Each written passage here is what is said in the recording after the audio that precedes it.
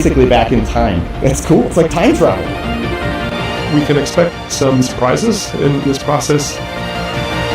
Together, SPHEREx and Punch highlight NASA's mission to not only explore the cosmos, but to unravel the deeper connections that bind us all. 3, 2, 1, and liftoff.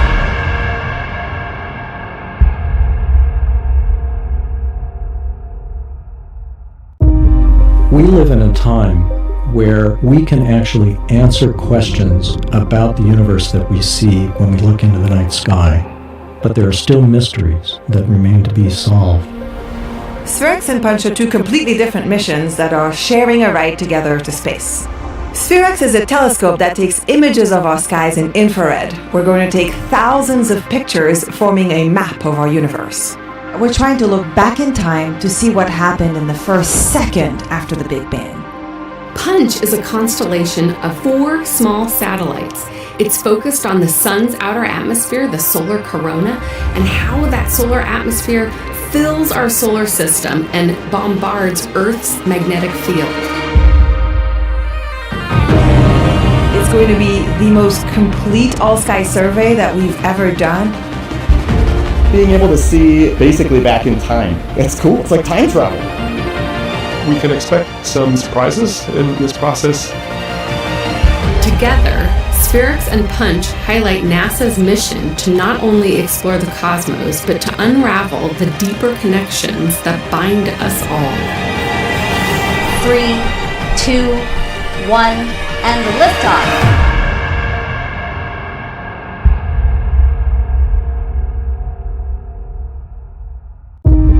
We live in a time where we can actually answer questions about the universe that we see when we look into the night sky, but there are still mysteries that remain to be solved. SPHEREx and Punch are two completely different missions that are sharing a ride together to space. SPHEREx is a telescope that takes images of our skies in infrared. We're going to take thousands of pictures forming a map of our universe. We're trying to look back in time to see what happened in the first second after the Big Bang. Punch is a constellation of 4 small satellites. It's focused on the sun's outer atmosphere, the solar corona, and how that solar atmosphere fills our solar system and bombards Earth's magnetic field. It's going to be the most complete all-sky survey that we've ever done. Being able to see basically back in time. It's cool. It's like time travel. We can expect some surprises in this process. Together, SPHEREx and Punch highlight NASA's mission to not only explore the cosmos, but to unravel the deeper connections that bind us all. 3, 2, 1, and liftoff.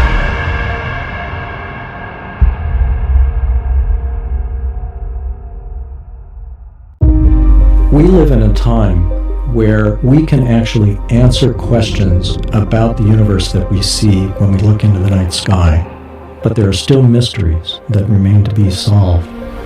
SPHEREx and Punch are two completely different missions that are sharing a ride together to space. SPHEREx is a telescope that takes images of our skies in infrared. We're going to take thousands of pictures forming a map of our universe. We're trying to look back in time to see what happened in the first second after the Big Bang. Punch is a constellation of 4 small satellites. It's focused on the sun's outer atmosphere, the solar corona, and how that solar atmosphere fills our solar system and bombards Earth's magnetic field. It's going to be the most complete all-sky survey that we've ever done. Being able to see basically back in time. It's cool. It's like time travel. We can expect some surprises in this process. Together, SPHEREx and Punch highlight NASA's mission to not only explore the cosmos, but to unravel the deeper connections that bind us all. 3, 2, 1, and liftoff.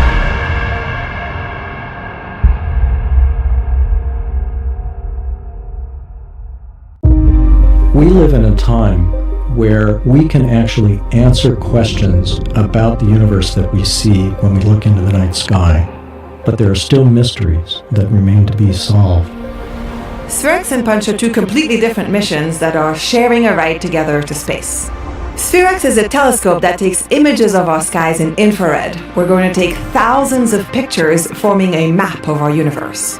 We're trying to look back in time to see what happened in the first second after the Big Bang.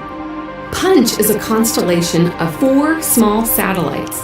It's focused on the sun's outer atmosphere, the solar corona, and how that solar atmosphere fills our solar system and bombards Earth's magnetic field. It's going to be the most complete all-sky survey that we've ever done. Being able to see basically back in time. It's cool. It's like time travel. We can expect some surprises in this process. Together, SPHEREx and Punch highlight NASA's mission to not only explore the cosmos, but to unravel the deeper connections that bind us all. 3, 2, 1, and liftoff.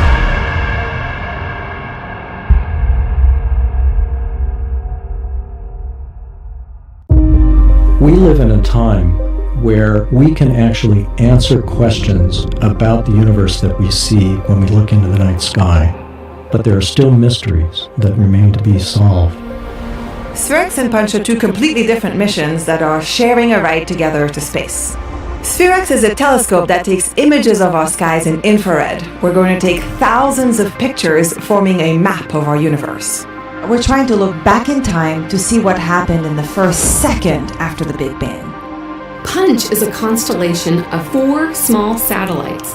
It's focused on the sun's outer atmosphere, the solar corona, and how that solar atmosphere fills our solar system and bombards Earth's magnetic field. It's going to be the most complete all-sky survey that we've ever done. Being able to see basically back in time. It's cool. It's like time travel. We can expect some surprises in this process. Together, SPHEREx and Punch highlight NASA's mission to not only explore the cosmos, but to unravel the deeper connections that bind us all. 3, 2, 1, and liftoff.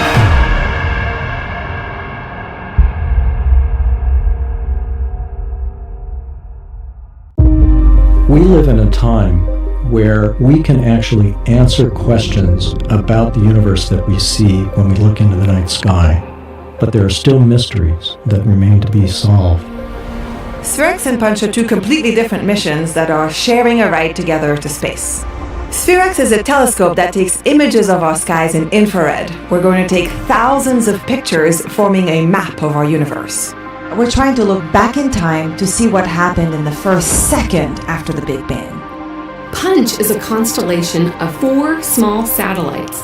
It's focused on the sun's outer atmosphere, the solar corona, and how that solar atmosphere fills our solar system and bombards Earth's magnetic field. It's going to be the most complete all-sky survey that we've ever done. Being able to see basically back in time. It's cool. It's like time travel. We can expect some surprises in this process. Together, SPHEREx and Punch highlight NASA's mission to not only explore the cosmos, but to unravel the deeper connections that bind us all. 3, 2, 1, and liftoff.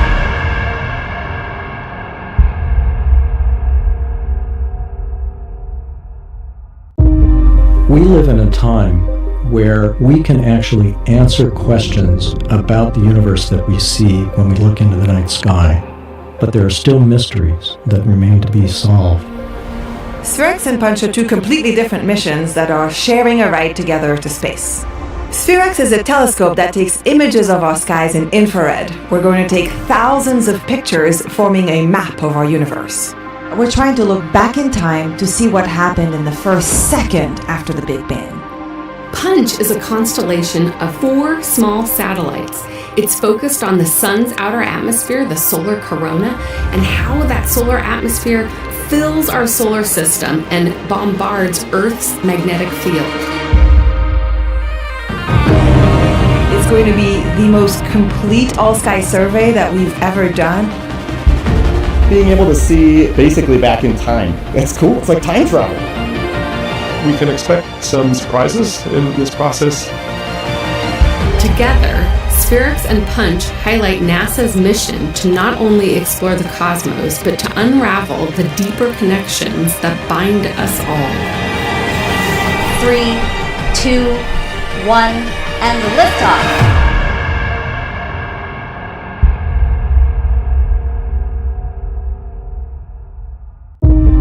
We live in a time where we can actually answer questions about the universe that we see when we look into the night sky, but there are still mysteries that remain to be solved.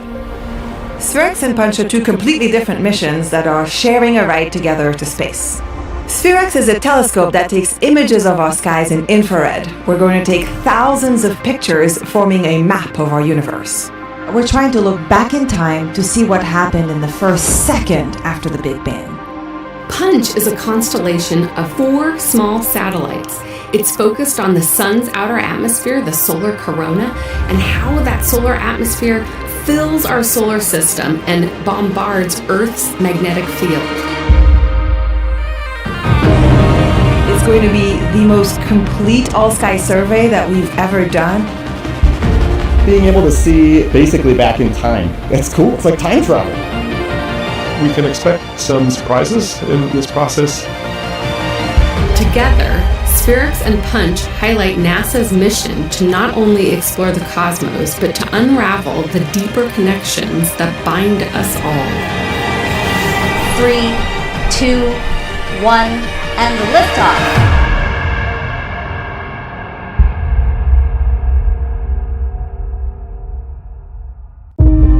We live in a time where we can actually answer questions about the universe that we see when we look into the night sky, but there are still mysteries that remain to be solved. SPHEREx and Punch are two completely different missions that are sharing a ride together to space.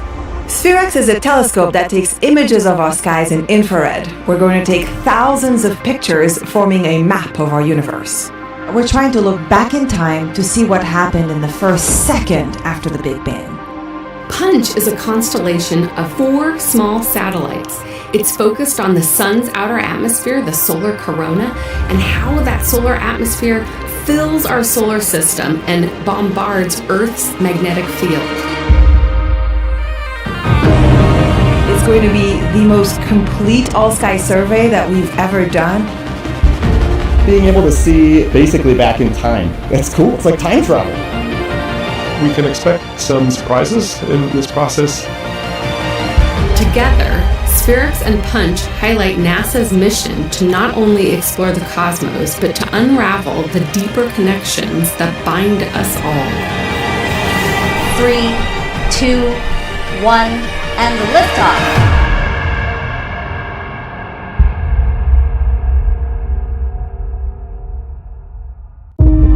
We live in a time where we can actually answer questions about the universe that we see when we look into the night sky, but there are still mysteries that remain to be solved.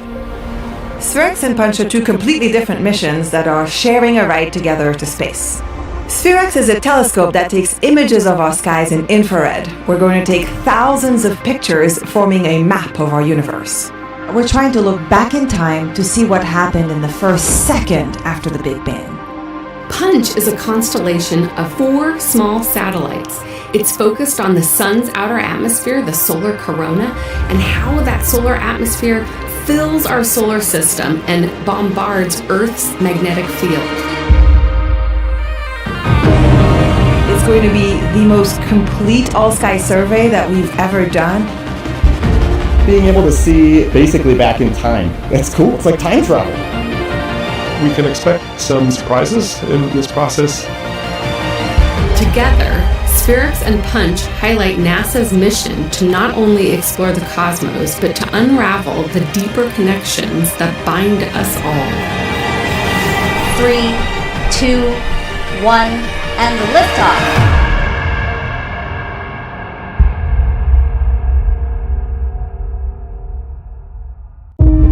We live in a time where we can actually answer questions about the universe that we see when we look into the night sky, but there are still mysteries that remain to be solved. SPHEREx and Punch are two completely different missions that are sharing a ride together to space. SPHEREx is a telescope that takes images of our skies in infrared. We're going to take thousands of pictures forming a map of our universe.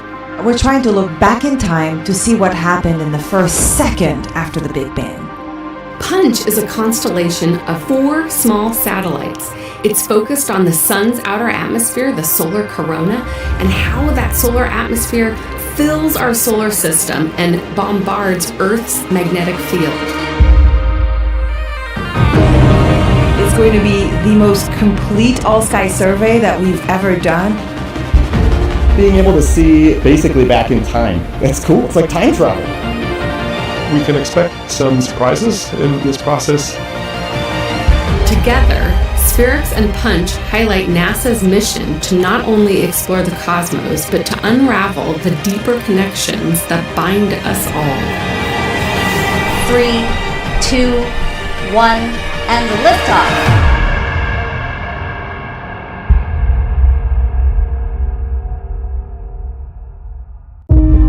We live in a time where we can actually answer questions about the universe that we see when we look into the night sky, but there are still mysteries that remain to be solved.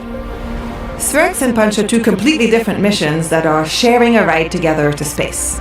SPHEREx is a telescope that takes images of our skies in infrared. We're going to take thousands of pictures forming a map of our universe. We're trying to look back in time to see what happened in the first second after the Big Bang. Punch is a constellation of 4 small satellites. It's focused on the sun's outer atmosphere, the solar corona, and how that solar atmosphere fills our solar system and bombards Earth's magnetic field. It's going to be the most complete all-sky survey that we've ever done. Being able to see basically back in time. It's cool. It's like time travel. We can expect some surprises in this process. Together, SPHEREx and Punch highlight NASA's mission to not only explore the cosmos, but to unravel the deeper connections that bind us all.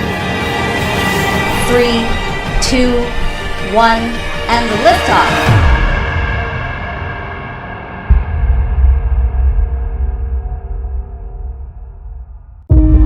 We live in a time where we can actually answer questions about the universe that we see when we look into the night sky, but there are still mysteries that remain to be solved. SPHEREx and Punch are two completely different missions that are sharing a ride together to space. SPHEREx is a telescope that takes images of our skies in infrared. We're going to take thousands of pictures forming a map of our universe. We're trying to look back in time to see what happened in the first second after the Big Bang. Punch is a constellation of 4 small satellites. It's focused on the sun's outer atmosphere, the solar corona, and how that solar atmosphere fills our solar system and bombards Earth's magnetic field.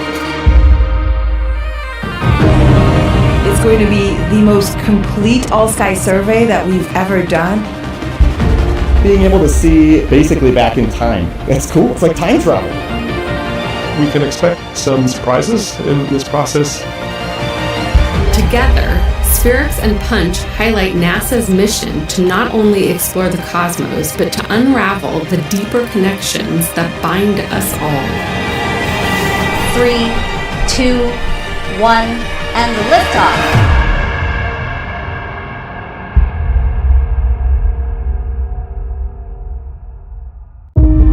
We live in a time where we can actually answer questions about the universe that we see when we look into the night sky, but there are still mysteries that remain to be solved. SPHEREx and Punch are two completely different missions that are sharing a ride together to space. SPHEREx is a telescope that takes images of our skies in infrared. We're going to take thousands of pictures forming a map of our universe. We're trying to look back in time to see what happened in the first second after the Big Bang. Punch is a constellation of 4 small satellites. It's focused on the sun's outer atmosphere, the solar corona, and how that solar atmosphere fills our solar system and bombards Earth's magnetic field. It's going to be the most complete all-sky survey that we've ever done. Being able to see basically back in time. It's cool. It's like time travel. We can expect some surprises in this process. Together, SPHEREx and Punch highlight NASA's mission to not only explore the cosmos, but to unravel the deeper connections that bind us all. 3, 2, 1, and liftoff.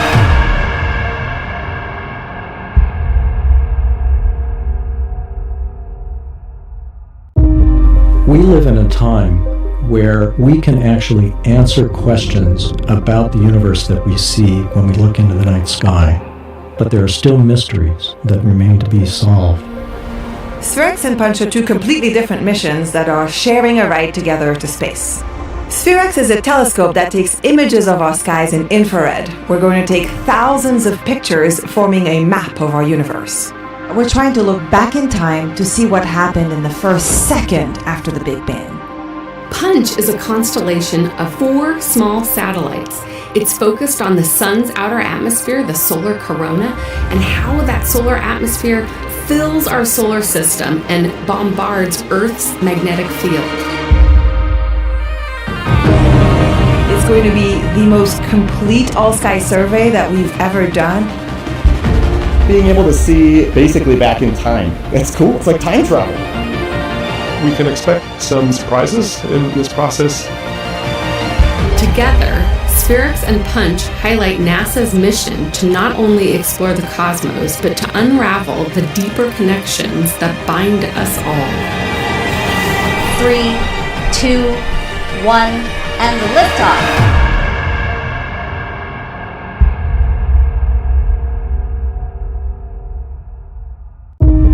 We live in a time where we can actually answer questions about the universe that we see when we look into the night sky, but there are still mysteries that remain to be solved. SPHEREx and Punch are two completely different missions that are sharing a ride together to space. SPHEREx is a telescope that takes images of our skies in infrared. We're going to take thousands of pictures forming a map of our universe. We're trying to look back in time to see what happened in the first second after the Big Bang. Punch is a constellation of 4 small satellites. It's focused on the sun's outer atmosphere, the solar corona, and how that solar atmosphere fills our solar system and bombards Earth's magnetic field. It's going to be the most complete all-sky survey that we've ever done. Being able to see basically back in time. It's cool. It's like time travel. We can expect some surprises in this process. Together, SPHEREx and Punch highlight NASA's mission to not only explore the cosmos, but to unravel the deeper connections that bind us all. 3, 2, 1, and liftoff.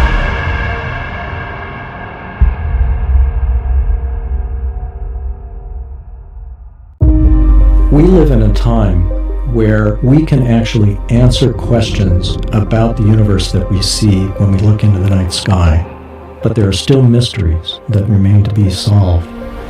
SPHEREx and Punch are two completely different missions that are sharing a ride together to space.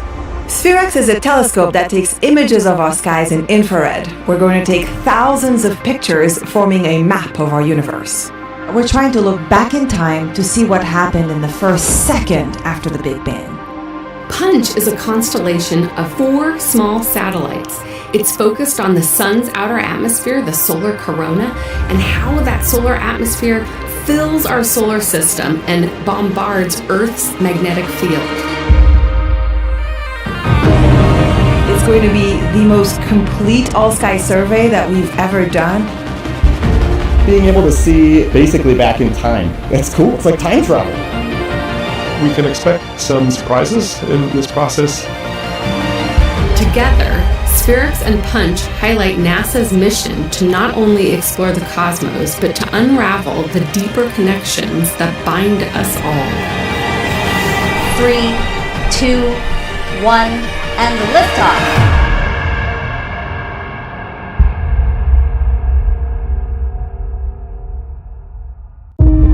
We live in a time where we can actually answer questions about the universe that we see when we look into the night sky, but there are still mysteries that remain to be solved.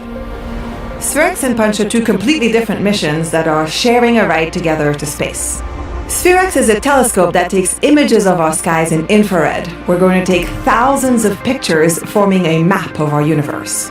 We're trying to look back in time to see what happened in the first second after the Big Bang. Punch is a constellation of 4 small satellites. It's focused on the sun's outer atmosphere, the solar corona, and how that solar atmosphere fills our solar system and bombards Earth's magnetic field. It's going to be the most complete all-sky survey that we've ever done. Being able to see basically back in time. It's cool. It's like time travel. We can expect some surprises in this process. Together, SPHEREx and Punch highlight NASA's mission to not only explore the cosmos, but to unravel the deeper connections that bind us all. 3, 2, 1, and liftoff.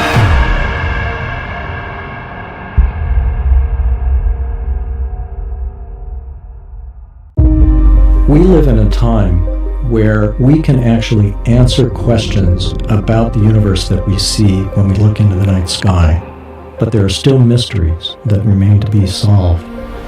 SPHEREx and Punch are two completely different missions that are sharing a ride together to space. SPHEREx is a telescope that takes images of our skies in infrared. We're going to take thousands of pictures forming a map of our universe.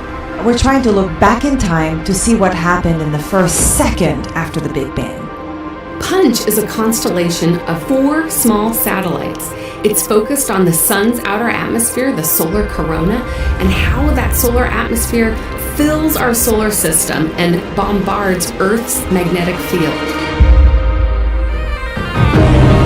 It's going to be the most complete all-sky survey that we've ever done.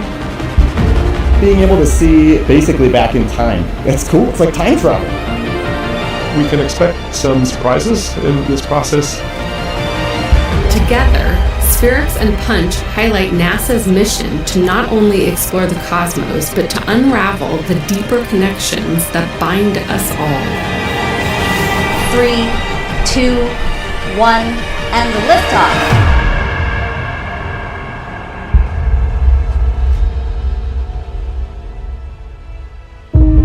We live in a time where we can actually answer questions about the universe that we see when we look into the night sky, but there are still mysteries that remain to be solved. SPHEREx and Punch are two completely different missions that are sharing a ride together to space. SPHEREx is a telescope that takes images of our skies in infrared. We're going to take thousands of pictures forming a map of our universe. We're trying to look back in time to see what happened in the first second after the Big Bang. Punch is a constellation of 4 small satellites. It's focused on the sun's outer atmosphere, the solar corona, and how that solar atmosphere fills our solar system and bombards Earth's magnetic field. It's going to be the most complete all-sky survey that we've ever done. Being able to see basically back in time. It's cool. It's like time travel. We can expect some surprises in this process. Together, SPHEREx and Punch highlight NASA's mission to not only explore the cosmos, but to unravel the deeper connections that bind us all. 3, 2, 1, and liftoff.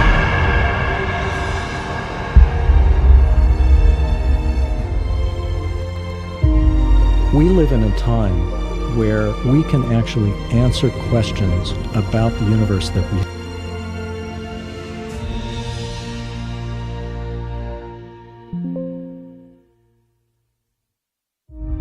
We live in a time where we can actually answer questions about the universe that we see when we look into the night sky, but there are still mysteries that remain to be solved. SPHEREx and Punch are two completely different missions that are sharing a ride together to space. SPHEREx is a telescope that takes images of our skies in infrared. We're going to take thousands of pictures forming a map of our universe. We're trying to look back in time to see what happened in the first second after the Big Bang. Punch is a constellation of 4 small satellites. It's focused on the sun's outer atmosphere, the solar corona, and how that solar atmosphere fills our solar system and bombards Earth's magnetic field. It's going to be the most complete all-sky survey that we've ever done. Being able to see basically back in time, it's cool. It's like time travel. We can expect some surprises in this process. Together, SPHEREx and Punch highlight NASA's mission to not only explore the cosmos, but to unravel the deeper connections that bind us all. 3, 2, 1, and liftoff.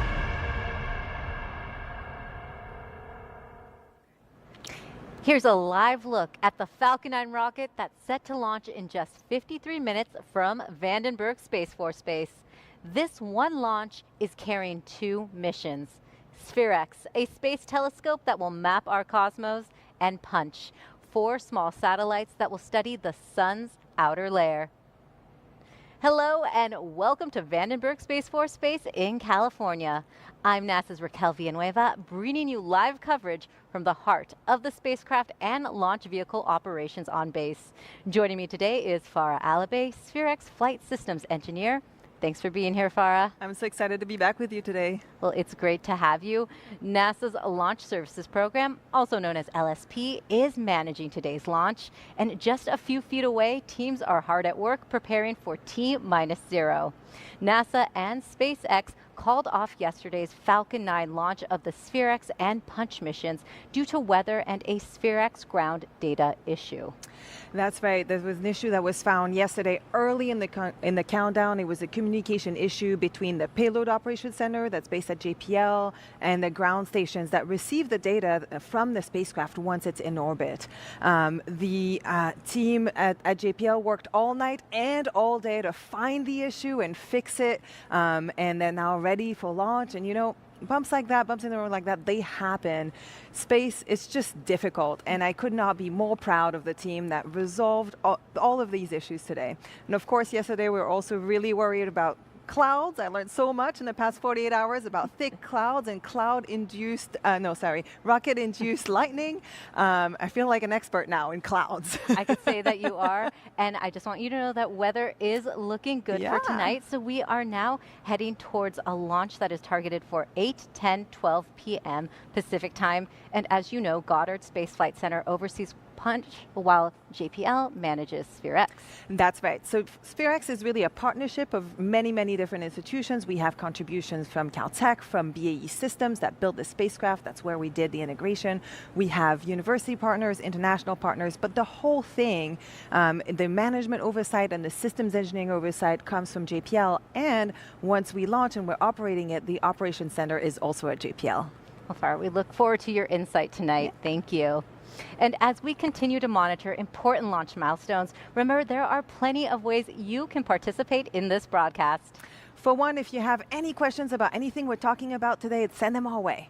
That's right. Submit them online using the Ask NASA hashtag, and we'll try to answer as many of them as we can live. So, SPHEREx's journey to the launch pad took the space telescope across the western U.S. The observatory was assembled at BAE Systems in Boulder, Colorado. After assembly, it was driven across the Rockies all the way to Vandenberg Space Force Base. Punch was built at the Southwest Research Institute's headquarters in San Antonio, Texas.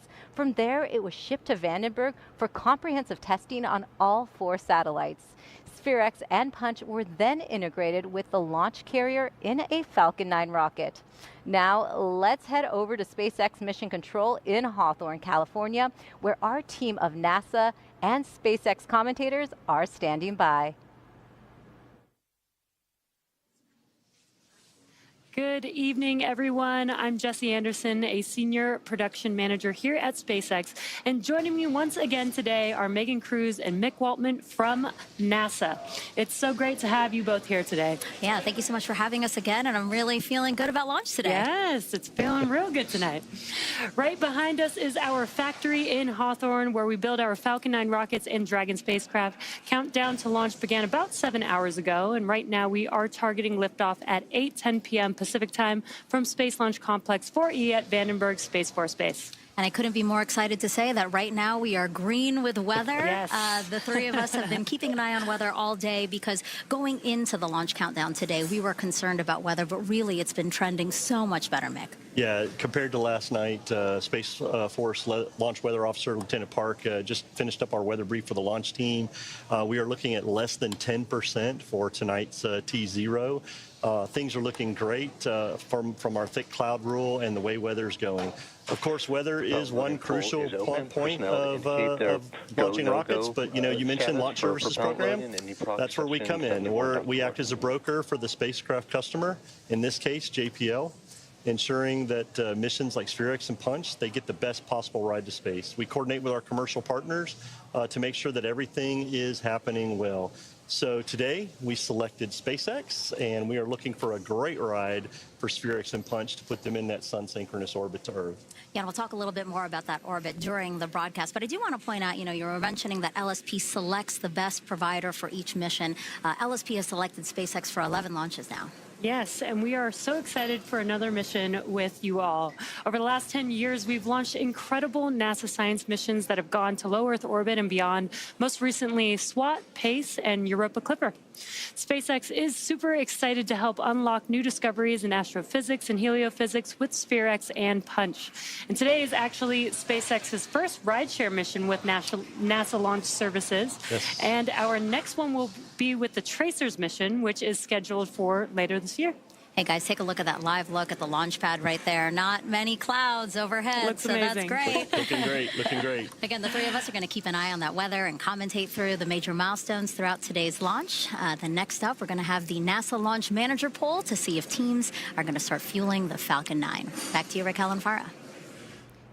Thank you so much, Megan, Mick, and Jessie. Farah, we have so much to look forward to tonight, including that weather. Absolutely, and we have lots of guests from both the SPHEREx and the Punch missions that are going to join us today so that we can ask them all sorts of questions. Exactly, like engineers from the launch will show us how a special orbit helps SPHEREx and Punch by keeping their view of Earth and space consistent every day.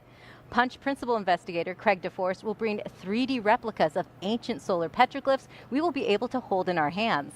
And SPHEREx project scientist Olivier Doré will demonstrate how the Space Telescope maps the universe. And don't forget the main attraction, the Falcon 9 launch of SPHEREx and Punch. The launch window opens at 8:09:57 p.m. Pacific time. And stay tuned as we gear up for the launch of 2 missions. Now, SPHEREx is loaded with high-tech components to help it map our cosmos. So let's take a look at some of those specs right now. SPHEREx is about the size of a small car and weighs a little less than a grand piano at about 1,100 pounds. It will orbit Earth in a way that keeps the telescope pointed away from our planet and the sun. That helps with infrared observations and also keeps the parts inside cool. SPHEREx will create a map of the entire sky, taking images in every direction, like scanning the inside of a globe. The all-sky map will have 102 different color bands, each a different wavelength of light. This far exceeds the color resolution of previous all-sky maps. SPHEREx will observe over 450 million galaxies with its wide-field telescope. This map will help scientists better understand what happened within the first fractions of a second after the Big Bang. It will also shed new light on how galaxies form and evolve, and where water and ice and other building blocks of life come from. And Farah, we have people from all over the world watching today's launch, and they are sending in some questions. So why don't we get to a few right now? Let's do it. All right, coming up, we have Universal Gibson on Instagram who wants to know, how far away in time will SPHEREx be able to observe? So SPHEREx is creating a 3D map of the universe that's going to help us understand what happened in the first, and wait for it, trillionth of a billionth of a second after the Big Bang. So it's really the very beginning of our universe that we're going to be able to understand with the science that SPHEREx is doing. Wow. And another question we have coming in, Daniel Burt on Instagram wants to know, how can we see a 14.8 billion year old photon from the universe's start? Well, so really what SPHEREx is doing is it's taking the current structure of the universe, and actually Olivier Doré is going to come and explain that to us later. But by studying the structure as it is right now, we can sort of hit rewind on it and understand what happened at the very beginning of the universe. But one of the things also is that we're taking images in infrared, and so we'll hear from Phil later about how we passively cool our instruments so that we can be really sensitive to those photons that are coming to us in our detectors. Oh, fantastic. Thank you so much for answering those questions. We will have more. Keep them coming using the NASA hashtag. We have some punch questions a little later on in the broadcast as well. Now it's time for another check-in on the launch countdown with the team in Hawthorne, California. Great. Thanks, Raquel. We are just about a minute away from NASA pulling its teams to make sure that we're ready to start loading propellants on Falcon 9. Yeah, and it's the NASA launch manager, Dr. Denton Gibson. He's the one who's going to be leading the poll. We'll soon hear his voice here. Again, weather, we expected that to be a watch item, but 20 minutes ago we got that weather briefing. Mick, who else are we going to hear reporting out to Dr. Gibson? Yeah, so NOM will be checking with the teams from the NASA side to make sure that the rocket and the spacecraft look good for launch. He'll be checking with engineering, mission management, safety mission assurance, the spacecraft, of course, and our program to make sure that everybody's good to proceed into propellant loading on the Falcon 9. So we'll get ready for that poll here in about 20 seconds, and we'll hear the NOM poll that team to make sure that we can get into propellant loading. Again, a beautiful shot of the launch pad at Vandenberg Space Force Base. Great sunset view. We might get a nice twilight at launch tonight. Yeah, and there you have it at the top there, the payload fairings with our 5 spacecraft on top. We have SPHEREx, that's 1 spacecraft, and then Punch is comprised of 4, so 5 spacecraft inside the payload fairing there.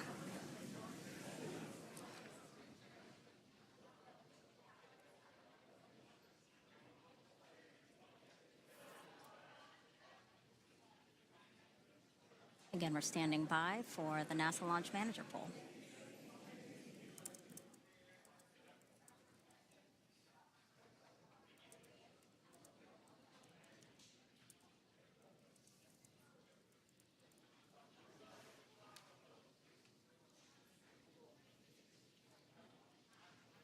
Okay, I'm going to talk as loudly as I can.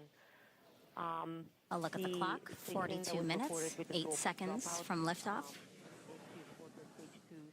And the Punch spacecraft, and I looked back at the link margin analysis, and we do have the backup station. That's a good copy. And the backup station's HPK is what flight ops was telling me. Yeah. Good copy. NASA team, this is NLM on NLMnet, and I'm going to conduct the propellant load and launch readiness poll, starting with NASA CE. NASA CE is go. SMA. SMA is go. SMD.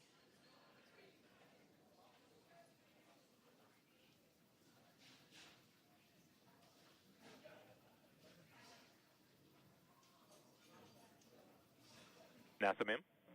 NASA MEM's go.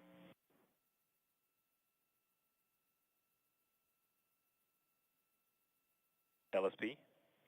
LSP is go. Circling back to SMD.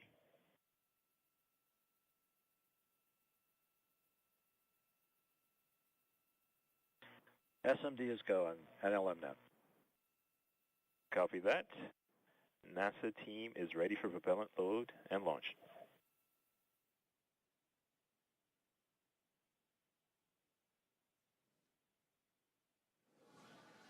All right, so again, The NASA team is go to start loading propellant into the Falcon 9. This is the LD on so countdown 1, performing a launch status verification. NLM, are you cleared to proceed with the launch auto sequence? NASA team is ready to proceed.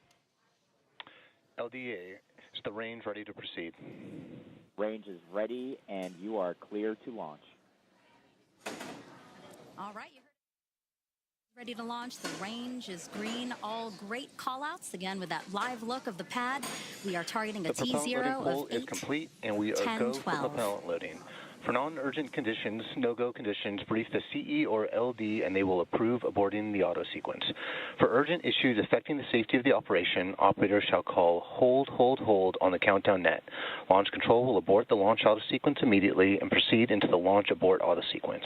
At T-minus 10 seconds, launch control will be hands-off and relying on automated abort criteria for the remainder of the count.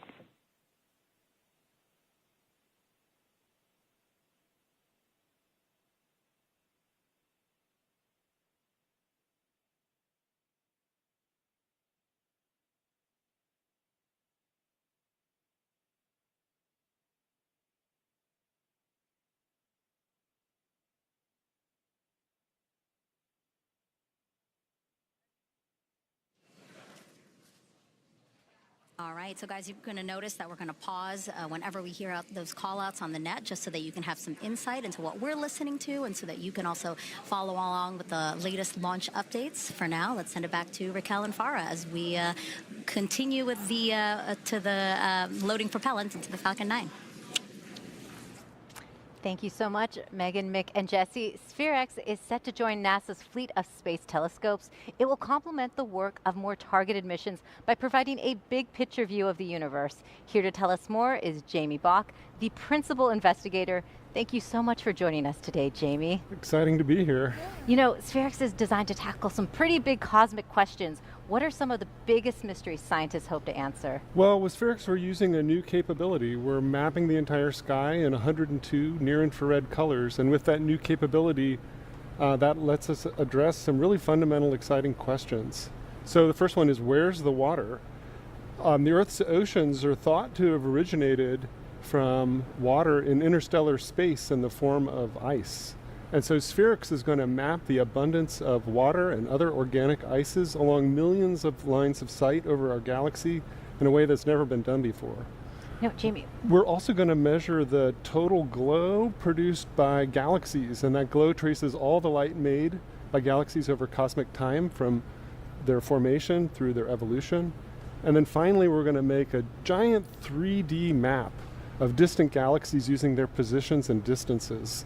And that map, those galaxies trace out structures set up by the Big Bang itself. And so we can use that map to learn more about how the universe began. That reminded me of another question that we get all the time from viewers. What is the difference between space telescopes like James Webb and SPHEREx?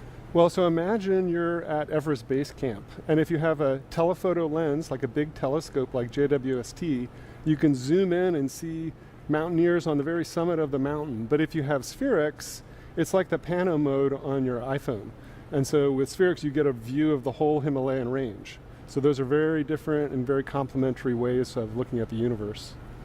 And Jamie, this is really your baby. I mean, every time we make a technical decision, we always ask ourselves, how do we get Jamie his science? We're here today. How are you feeling? It really is like having a kid. And SPHEREx was a baby at one point, but it's grown up and it's ready to walk out the door now and make a name for itself. It's both, tense, emotional, and exciting all at the same time. Fantastic. And where will you be watching launch today? Oh, I'm going to go outside and look at it in person as it takes off the pad. Totally. Great. Wave it goodbye one last time. Thank you so much for joining us today, my Jamie. Pleasure. We really appreciate you taking the time. So let's head back to the team at Hawthorne.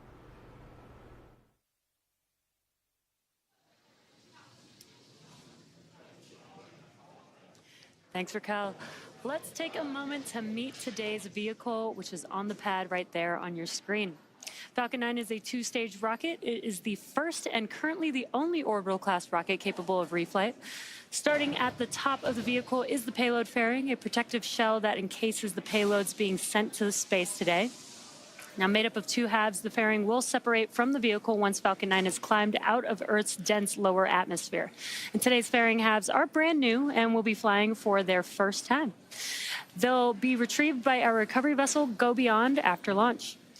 Now, continuing down the vehicle, we have the second stage. The second stage is powered by a single Merlin vacuum, or MVAC engine, which is optimized to perform in the vacuum of space. Below that is the first stage, which contains 8 engines arranged around one center engine, all of which are held in place by a structure called the octaweb. Now, each of these 9 Merlin 1D engines delivers about 190,000 pounds of thrust at sea level. The launch auto sequence has started, which gives Falcon 9 a combined 1.7 million pounds of thrust during liftoff. The Falcon 9 first stage is also equipped with 4 landing legs that deploy to allow for a vertical landing on a drone ship or landing pad. And the booster supporting today's mission is flying for its 3rd time tonight, having previously supported NROL-126 and Transporter-12. After stage separation, the first stage will head back to Earth, this time targeting a landing at Landing Zone 4 at Vandenberg. And we should have begun propellant loading. That begins at the T-minus 35-minute mark. So we're about 40 seconds into propellant loading. All right, Jesse, you mentioned the booster coming back to landing zone 4. That's only about 1,400 feet from where the Falcon 9 will launch from. Yeah, that is correct, Megan. Being able to launch and land from locations so close to each other makes reusability significantly easier. And in order to do that, after stage separation, the booster has to flip immediately, fire its engines with a boost back burn to start heading the opposite direction, and that it will initially be flying at 17,500 miles per hour to make its way back towards land. All right, so RP1 is now loading into the Falcon 9's first stage. So we've locked in that T0 for today, 8, 10, 12. We will see you back here in a few minutes when we begin loading propellant into the second stage. Over to you, Raquel and Farah.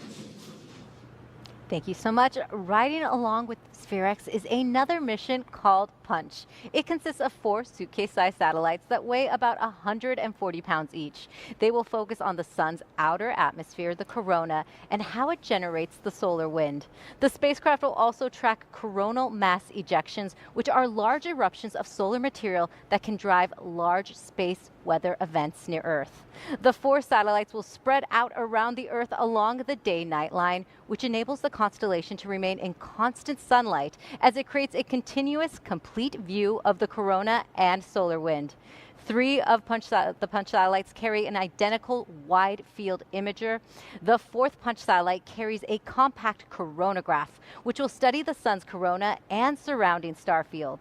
All 4 cameras will be synchronized in flight so that the science team can combine their images into a 90-degree field of view. Now, Punch will help scientists understand how the sun's energy and particles travel through space and affect Earth. So let's take a closer look at how this is done.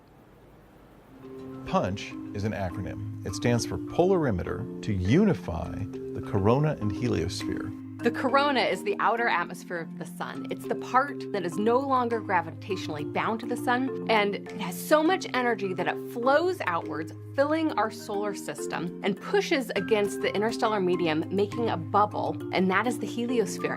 And this system of how the corona turns into the heliosphere is what Punch is trying to study. So PUNCH is fundamentally 4 cameras that work together to make composite movies. We have a narrow field imager that views the space close to the sun, and then we have 3 separate wide field imagers, each of which has a large squarish field of view that looks way off to the side, out to 45 degrees away from the sun. That allows us to do something that no other mission has been able to do, which is routinely track coronal mass ejections, space storms, all the way across the solar system as they approach the Earth.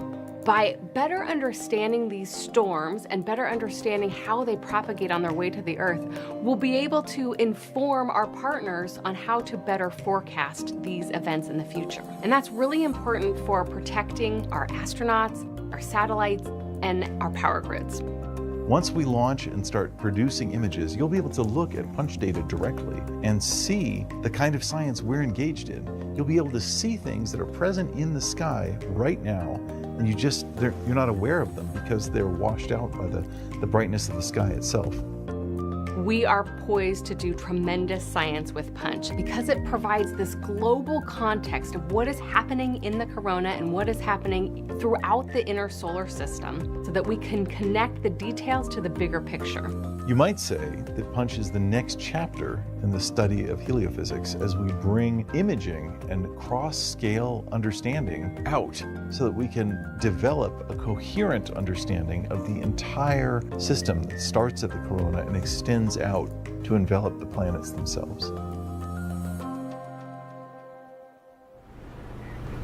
To learn more about the Punch mission, just scan the QR code on your screen or go to science.nasa.gov/mission/punch. And with us now is Peg Luce, Deputy Director of NASA's Heliophysics Division. Great to have you join us. Oh, I'm so excited. Thank you. Yeah, let's start with a Punch question. Why are you interested in imaging the solar wind and the outer corona in 3D? So we are interested in seeing how the charged particles that come from the sun make their way all the way throughout the solar system, especially to Earth. As those particles come to Earth, they can cause aurora, which are beautiful, but they can harm astronauts in space, they can harm satellite electronics, and they can disrupt GPS signals. So by looking in 3D, we can better predict exactly how that space weather is going to reach wherever we're looking at, the Earth or Mars or wherever we are concerned about where people will be. So it's really helps us improve our predictions. So it's like the weather prediction that we do here on Earth, but for solar wind. Yes, it is. So can you explain to us a little bit how Punch fits into the broader NASA portfolio? So Punch is going to be part of the heliophysics fleet of satellites. Heliophysics is the study of the sun, the solar wind, and how it affects the entire heliosphere, the entire solar system. So there are different satellites that look at the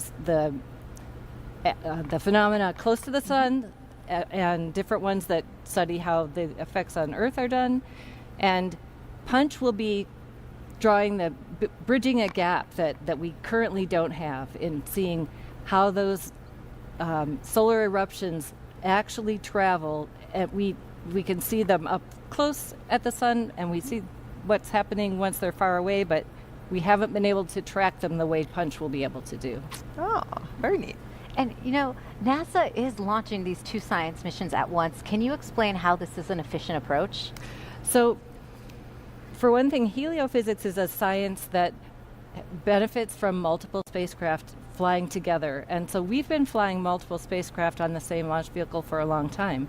As rockets have gotten more capable, we are more able to fly different missions together. And so it's tremendous. It gives us an ability to maximize the return on the investment in the launch vehicle, get more science into space for the same investment. And it's more complicated, but it's absolutely worth it. Absolutely. Thank you so much for joining us today. Enjoy the launch. Oh, yes, definitely. Now, let's go beyond our home star and peer back in time. SPHEREx is going to investigate some of the biggest questions about the very beginning of our universe. To do that, it will study light so distant it has taken 10 billion years to reach Earth. Here's more on what we hope to learn. SPHEREx is NASA's latest Explorer mission in astrophysics. It's a small telescope, but it has this unique and powerful capability of doing spectroscopy everywhere.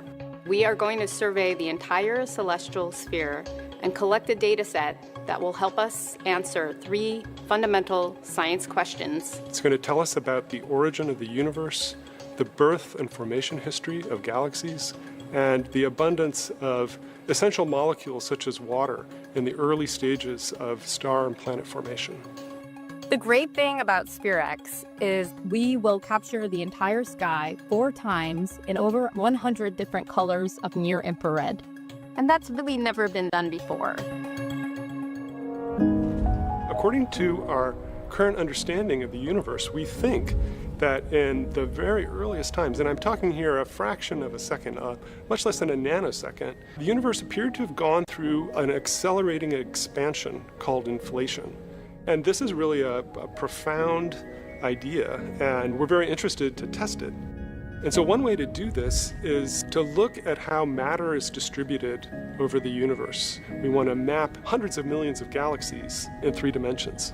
What SPHEREx does, in addition to mapping out all these galaxies, is we cover the whole sky. So we can measure these galaxies over the largest part of the range we can see, which is the entire sky.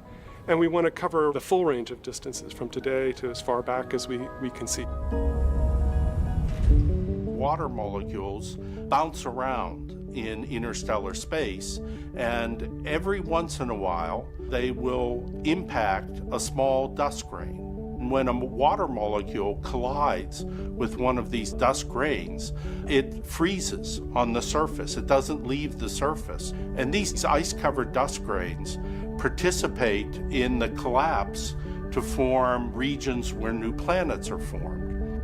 SPHEREx, for the first time, will allow us to directly measure not just the location of these key ingredients, but the abundances of these key ingredients. We expect to have spectra of order 500 million galaxies, hundreds of millions of stars. We will really see anything that is observable in near infrared, and that's a lot of things. And so we can expect some exciting and unusual discoveries that come from this. SPHEREx is a nice complement to future telescopes, such as the James Webb Space Telescope, with the fantastic spatial and spectral capabilities, and learn more about what's going on.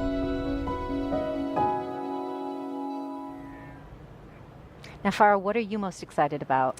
I think it's going to be turning that instrument on, getting those first pictures, and really it's going to be the twinkle in the scientists' eyes when they get that data and make those big discoveries. Fantastic. And for more SPHEREx mission updates, check out the QR code on your screen or go to nasa.gov/SPHEREx. And joining us now is SPHEREx program scientist John Wisniewski. Thank you so much for joining us today. It's a pleasure to be here. We are excited. Absolutely. We have heard about the benefits of today's rideshare. So what does it take for our teams to launch these 2 science missions together? Yeah, so we think about this very carefully when we're, seeing whether missions are appropriate to be ride shares. The first thing we think about is, do they need to go into the same orbit, into a similar orbit? Right, that's kind of criteria number 1. We also are looking at, what's the timeline for the development of both of the potential missions. You need them to be ready at the same time, right? Do they have compatible mass and size requirements as well? And also technical details like, is one mission going to contaminate another mission, so things like that. And so in the case of SPHEREx and Punch, they both had all these compatible criteria. And we're good rideshare partners, and we are really excited to be able to deliver 2 science missions, with one launch vehicle. It's a great, efficient way to launch 2 science programs at once. For sure. And so astrophysics it's a really large field with a lot of existential questions. Can you talk to us a little bit about which piece of the puzzle SPHEREx is going to be answering? Yeah, sure. So in NASA astrophysics, really our portfolio is answering 3 fundamental themes, right? One is, what is the physics of the cosmos? What are our cosmic origins? And then a really profound question of, are we alone? And it's really cool that SPHEREx is touching on all 3 of those themes in some small way. So that was the primary driver of the SPHEREx mission. And in addition to that, it's going to be delivering a legacy data set that astronomers are going to be using for literally the next decades to not only answer those questions, but also questions we haven't even thought of yet. That's fascinating. And what big takeaways will viewers at home potentially get from the discovery made by these missions? Yeah, so again, it's going after those 3 key themes. Really, they're profound questions. How did we get here? How have galaxies evolved over time? And what was the instance right after the Big Bang? And I think that is really inspiring. It's inspiring to me. I know it's inspiring to the science team. And I think it's inspiring, to all of our listeners at home as well. John, thank you so much for joining us today. Yeah, thanks. Go SPHEREx. Yeah. Go SPHEREx. NASA has set its sights on deep space exploration, but before that, we're returning to the moon. Here's more with your Artemis Moon Minute.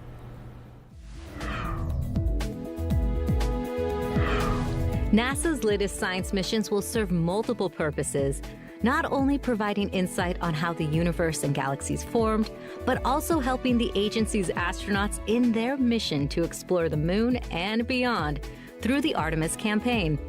SPHEREx will scan the sky, creating a map of the Milky Way and hundreds of millions of stars and galaxies to search for water, carbon monoxide, and any new planets forming.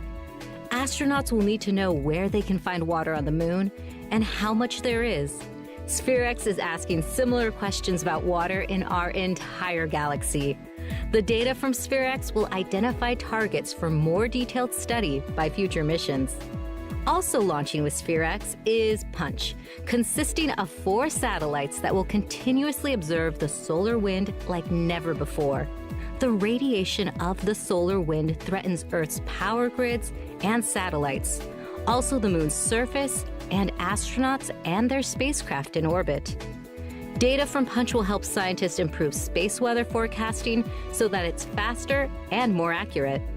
That information can lead to more optimal launch windows, adjust spacecraft trajectories to minimize exposure to extreme solar weather events, and design adjustments for spacecraft to better withstand coronal mass ejections. That's a look at your Artemis Moon Minute. Scan the QR code on your screen to learn more about the upcoming Artemis 2 launch and what's planned for our Moon to Mars program. And it's been a busy week on the moon for NASA's Commercial Lunar Payload Services Initiative, or CLPS, where we've been delivering payloads to the lunar surface ahead of future Artemis missions. On March 2nd, Firefly's Blue Ghost Mission 1 successfully landed on the moon, carrying 10 NASA science and technology instruments. They are the first commercial company to execute a successful soft landing on the moon. And Fire, take a look at that beautiful video. Such a cool video. I think I've seen it 10 times.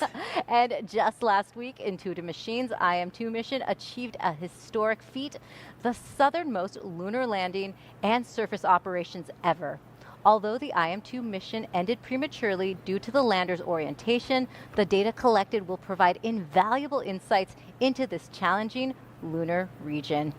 And Farah, how about we answer some more of those SPHEREx questions coming in? All right. We have one actually that talks about the launch window and the times that are being heard. Can you explain what 8:10 and 8:09 mean? Yes, I think we've talked about this a lot, right? So we are trying to target a particular orbit. And in order to do that, we need to launch at a specific time. And we have to launch between 8:09:57 and 8:10:27. So it's that 30-second window in which we can launch. So what we did is we looked at, okay, a few hours ago, we looked at, okay, is there any collision risk? There weren't. And so what the team did is they decided to launch right in the middle of that window. That's really the optimal time to get right on that orbit. And that's why you heard us say that we're launching at 8, 10, and 12 seconds precisely. And that's going to be our launch time today. Fantastic. And thank you to Luke for that question on Instagram. Luke C on Twitter, on X actually. And we also have Rob V on YouTube who wants to know, how long will it take to map? So the prime mission for SPHEREx is 2 years, and during that time we're going to take 4 full maps of the universe. And so that's really the amount of time that we want to spend, but there is no propellant on board the SPHEREx. There's nothing that we're going to, that's going to deplete over time, so we hope that the mission's going to last much longer than that.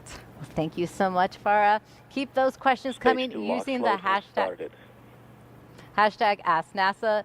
With Falcon 9, second stage locks loading about to begin. As you just heard, let's send it back to Megan, Mick, and Jesse. Welcome back to SpaceX in Hawthorne, California, where Megan, Mick, and I are just outside of Mission Control.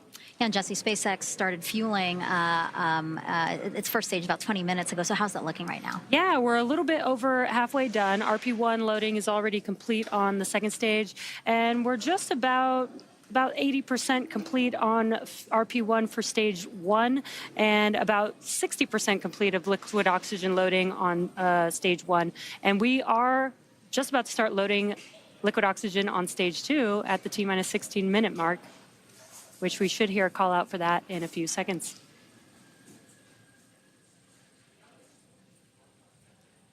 Again, a great view of the rocket on the pad there. And at the tippy top, we told you that that is the payload fairings. And inside are the spacecrafts, which were encapsulated inside those payload fairings last week. Yeah, and as Jesse mentioned earlier, talking about the Falcon 9 rocket, those are brand new payload fairings, and SpaceX will retrieve those with their recovery vessel Go Beyond. Inside that payload fairing, we have SPHEREx, our primary mission, which is 1 spacecraft, Punch, which is made up of 4 spacecraft. So deployment tonight, we will see 5 spacecraft deploy into a sun-synchronous orbit. Now, we were saying that the propellants are RP1 or rocket-grade kerosene and super cold liquid oxygen. You know, why those fuels and how do they launch a rocket? Yeah, Megan. So RP1 is the fuel component. Liquid oxygen is our oxidizer, which we cool down to make it as dense as possible. Increasing density enables us to load more of it into the vehicle. And with a fuel and an oxidizer, we still need an ignition source. So we use TTEB, or triethyl aluminum and triethyl borane, which combust when combined, lighting our fuel and oxidizer to create that thrust. It's a pretty efficient system that not only gets SPHEREx and Punch into space, but also allows the booster to fly back to Earth and land for another mission.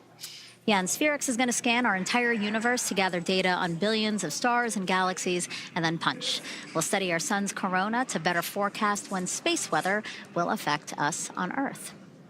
Now, Mick, again, you're with NASA's Launch Services Program, which determined that both those missions could fly together on this one launch. Yeah, as we just heard in a previous interview, we did. We looked at those mission requirements. We assessed the missions, found that both could be delivered to that sun-synchronous polar orbit that we want to get to this evening. The 2 missions sharing a ride on 1 rocket are very efficient, and it also gives us the most availability for our launch opportunities throughout the time period of the science. So again, looking at both of these ride shares, our first one for LSP, we're excited for launch tonight. Yeah, again, headed to what's called a sun-synchronous polar orbit. And why does that work for both missions? Well, check out my interview with LSP engineers Philip Hargrove and Mark Hemmons. Okay, Mark, Philip told me to wear yellow today. Why? Right, so we're going to do a little demo. So you're the sun, that's why you're wearing yellow, and I'm the Earth, that's why I'm wearing blue and green, and this hula hoop is going to represent the orbit, or the path that the satellites are going to take around the Earth. So we have to pay attention to a lot of things. One of them is the orientation relative to the Earth, so that's this inclination, and then also the orientation relative to the sun. So as the Earth moves around the sun throughout the year, it's possible that we could be facing away from the sun, we could be facing towards the sun, and for this mission, we want to be facing towards the sun the entire time. So we choose a sun-synchronous orbit so that the twist of the orbit throughout the year is aligned with the Earth's rotation around the sun. So no matter where or when, we're always going to be in this orientation. Gotcha. So I should always see every part of this orbit. Yes. Why is that important for the SPHEREx and Punch missions? Sure. For SPHEREx, you can't look at the spacecraft without seeing this large cone on top. And that's because this is a photon shield designed to protect the sensitive instrumentation inside. And what it's sensitive to is to the sun.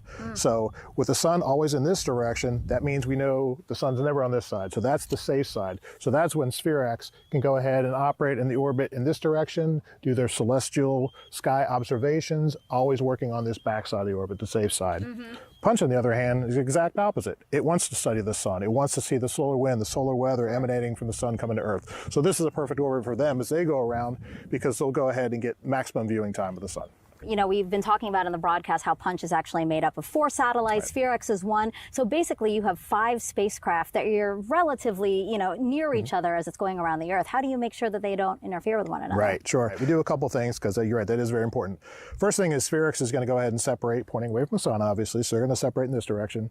After SPHEREx separates, the Falcon's going to do a small altitude lowering maneuver with their attitude control thrusters, just to lower by a couple kilometers, so they're not exactly the same orbit. And then the Punch spacecraft are going to separate in different directions. So the first 2 Punch spacecraft are going to separate equal and opposite along the velocity vector. The other 2 canted off that vector. So that puts them all in different directions, even SPHEREx in different directions, keeping them all safely moving apart from one another. Because SPHEREx doesn't want to be affected by the sun, can't be affected by the sun. Were there special considerations on the ascent up? Yeah, absolutely. Again, it's all about protecting the spacecraft and keeping the sun out of this top half. So what we're going to do is, normally we launch out of Vandenberg directly into the orbit plane, but instead we're going to launch east of the orbit plane we want to be in. That puts us on the dark side or in the shadow during those early phases of the mission. So as we then come out of shadow, we'll coast down to the South Pole. We'll circularize the orbit in the second burn and also do a plane change to put us in that sun-synchronous orbit plane we want to be in. So that keeps it safe for the spacecraft. Guys, I know a lot of work and time went into, all these considerations that you just walked us through. I just really appreciate you guys taking the time to explain it so easily to us. Thank you so much. You got it. Thank you. Thanks, Megan. That was a great explanation of the orbit both missions will use. And if you're just joining us, we are approaching 10 minutes until liftoff. Farah, the moment is finally here. Oh my God, my heart is beating so fast. I'm so excited. So I know we are going to talk to you more about that in a minute, but we've also been taking your live questions tonight. So let's get to a few more. Okay, right? let's do it. Okay. Just distract me. I know. We have one from Stardom Observatory on YouTube who asks, how long do you think it will take before we get the first images from SPHEREx? So today we'll be separating from the launch vehicle. We'll actually get the first bits of data, hopefully very soon after separation. Definitely the team is going to be working through the night. And then we go through a commissioning period. So we'll take a few days to make sure everything is good. Then we'll power on the instrument. So it's going to take a little while, but we hope that commissioning period will take about a month to 6 weeks. And then after that, we'll be moving into the real science. But even during that commissioning period, we'll be getting some images too. That'll be great to see those first images come Yes. in. So keep those questions coming using the hashtag AskNASA.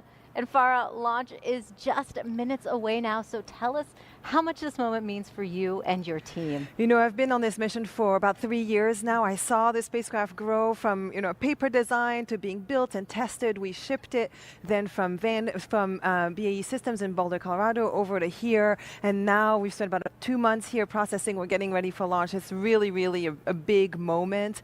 And the team has gone through such difficult times with the fires recently in LA, COVID, right when we were designing the spacecraft. So I know everyone is extremely proud and really excited to be here today.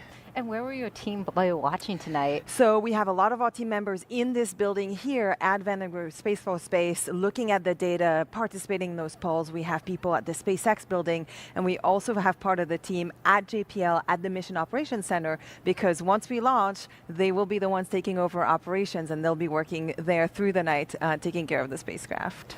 All right. Well, Farah, we are now under 9 minutes until liftoff of SPHEREx and Punch on a Falcon 9 rocket here at Vandenberg Space Force Base. Now, let's head over to SpaceX Mission Control in Hawthorne, California, where our team of NASA and SpaceX commentators will count us down to liftoff.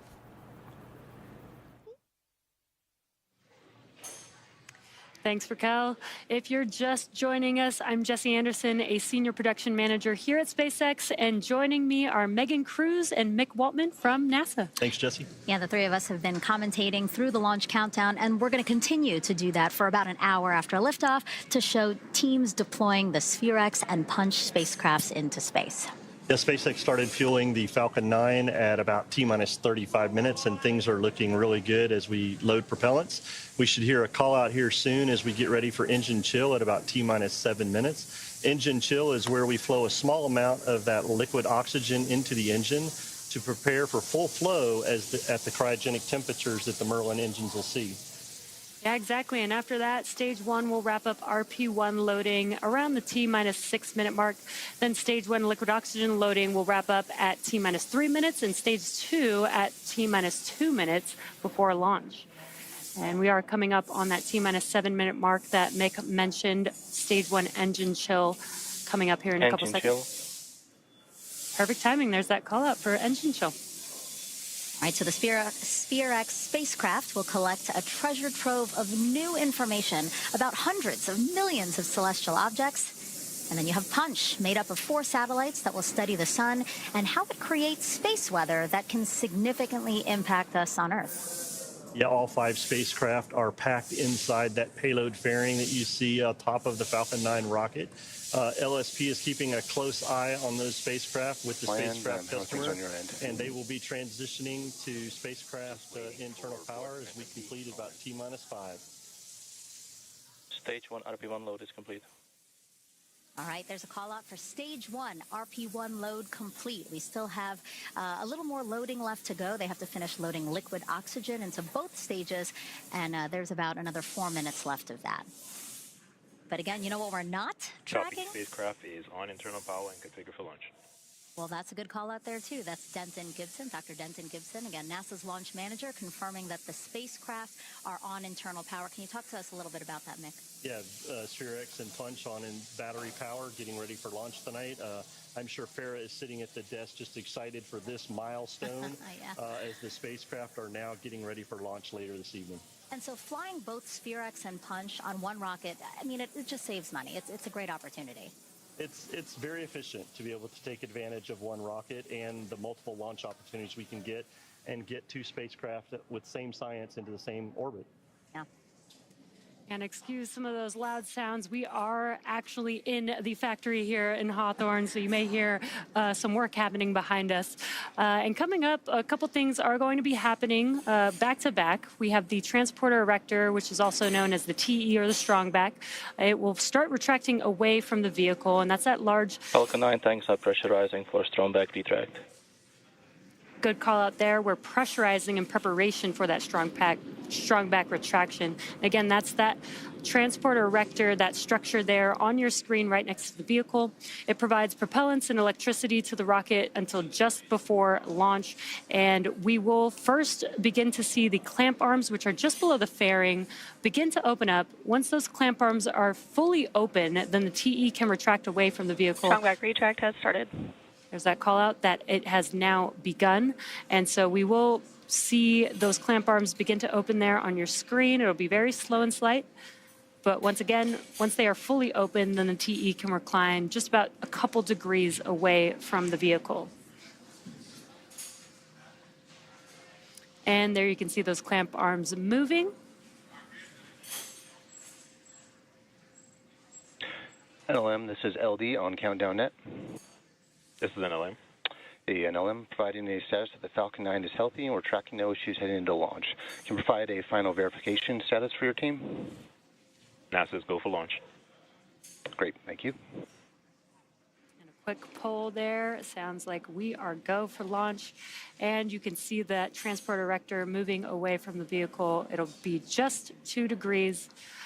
And then we can start pressurizing the vehicles coming up here shortly. But propellant is still loading on the vehicles. We're coming up on T-minus 3 minutes where liquid oxygen loading on stage 1 will complete here shortly.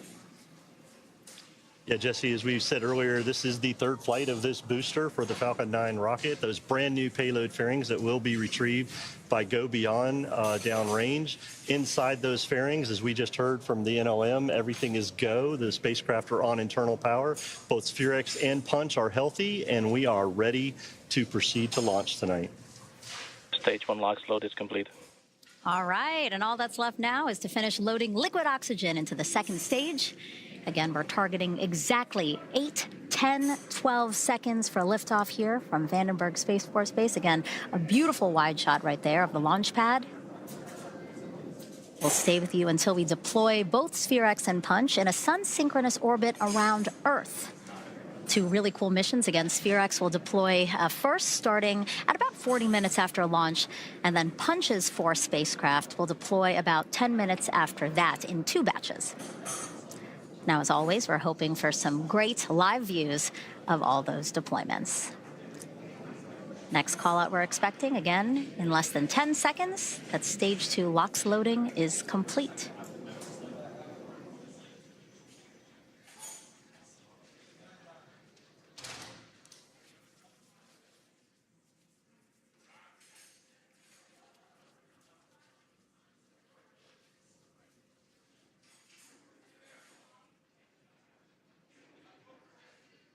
Stage 2 LOX load is complete. And there's that call out. Stage 2 liquid oxygen loading is now complete, which means that propellant loading is now complete on Falcon 9. That means 1 million pounds of kerosene fuel and liquid oxygen are loaded on the vehicle.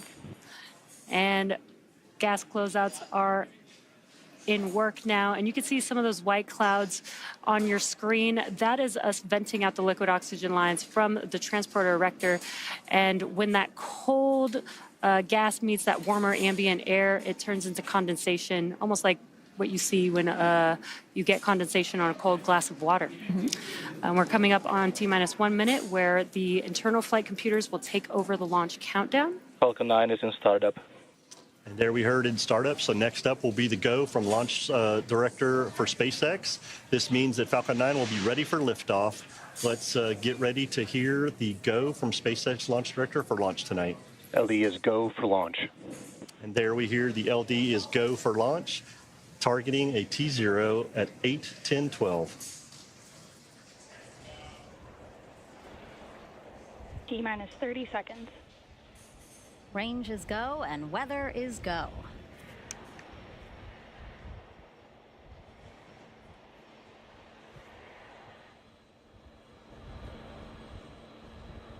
T-minus 15 seconds. 10, 9, 8, 7, 6, 5, 4, 3, 2, 1. Ignition. Liftoff of the Falcon 9. Go SpaceX, go SPHEREx, go Punch. SPHEREx and Punch on their way to map Stage out propulsion is our nominal. universe like never before and revolutionize Vehicles space pitching down weather range. forecasting.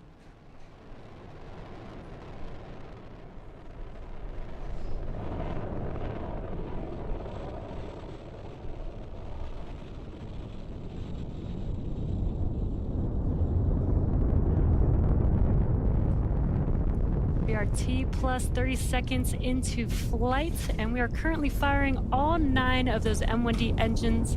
And after about 50 seconds, we'll begin throttling down those engines, which slow the vehicle down just slightly in order to prepare. Power telemetry nominal. In order to prepare for passing through max Q, and that is maximum aerodynamic pressure.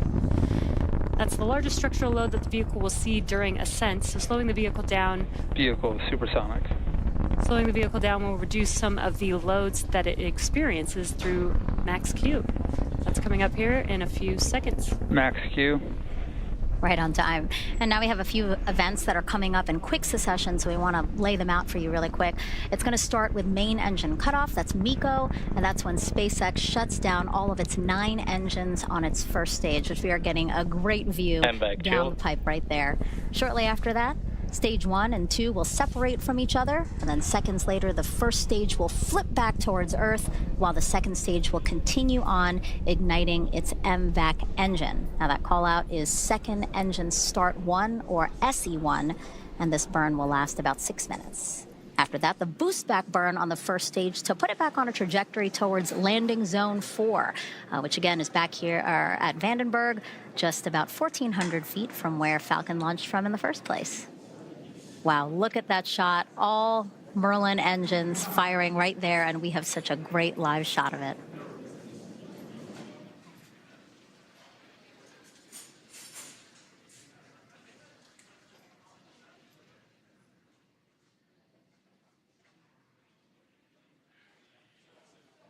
Main engine cut off. Stage separation confirmed.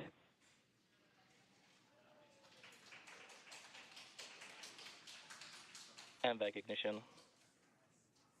Stage 1 boost back startup.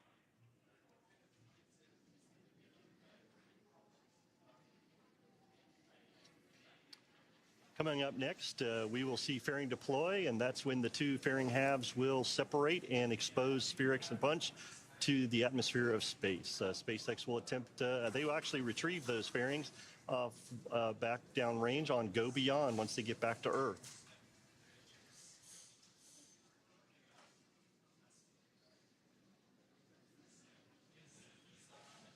Fairing separation confirmed.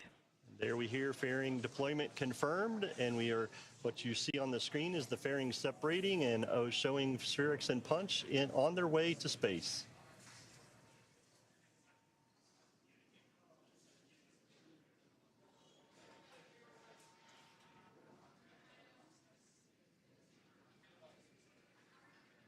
Stage 1 boost back shutdown.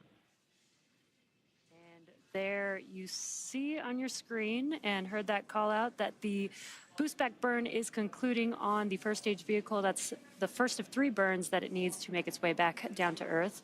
This is the 3rd flight for today's first stage, which previously supported 2 other launches, NROL-126 in November of 2024 and Transporter-12 just in January of this year. And you may have noticed some soot on the vehicle prior to launch. During the entry burn, which is coming up here in a couple minutes, Falcon 9 is decelerating by reigniting 3 of the 9 Merlin M1D engines. Now, this causes the vehicle to fly through Merlin's exhaust gases, or the plume, which deposits a layer of soot on the vehicle's surface, and that soot comes from the carbon-based fuel that Falcon 9 uses. With each flight, the soot builds up just a little bit more on the outside of the vehicle, giving Falcon 9 its distinctive reused look. We're just so lucky to have these great views. Again, we have a split screen here. On the left side is the first stage, and you see those grid fins. They're guiding that first stage back to a trajectory here at Vandenberg Space Force Base. And then on the the right-hand side on your screen, you have the second stage, and you see that MVAC engine is still burning there. You know, Mick, LSP just works really closely with SpaceX to be able to fly reused rockets for NASA missions. Yeah, Megan, at LSP, we look at all the requirements for all the missions that we have. And as I said earlier, we selected SpaceX for the SPHEREx and Punch mission. And looking at all those requirements, we ensure that even previously flown launch vehicles will meet those requirements, providing NASA with a dependable and a cost-effective ride to space for this, our first rideshare mission. Yeah, if you're just joining us, hello, we're in your bottom corner right there. I'm NASA's Megan Cruz, and with me is Mick Woltman with NASA, and also Jesse Anderson, a senior production manager at SpaceX. Now, Mick is with NASA's Launch Services program, which is managing today's launch, so he's going to have a lot of interesting things to say to us to walk us through what we're seeing today. And of course, we have Jesse from SpaceX. Really great ride so far. We're so lucky to have you guys. And you know, LSP chose SpaceX to deliver SPHEREx and Punch to what's called a sun-synchronous orbit, 650 kilometers above the Earth. And SPHEREx is going to help answer some of the biggest astrophysical questions out there. You know, like how do galaxies form and evolve, how water and other key ingredients for life came to be. And then Punch is made up of 4 satellites that will study the sun and see how it creates space weather that can significantly impact us on Earth. I mean, Mick, we're talking about issues with GPS or satellites, things like that. Yeah, it's Stage 1 entry burn startup. And there we heard the call for the first stage entry burn startup, looking for entry shutdown here in just a few seconds and getting ready for landing burn in just about a minute.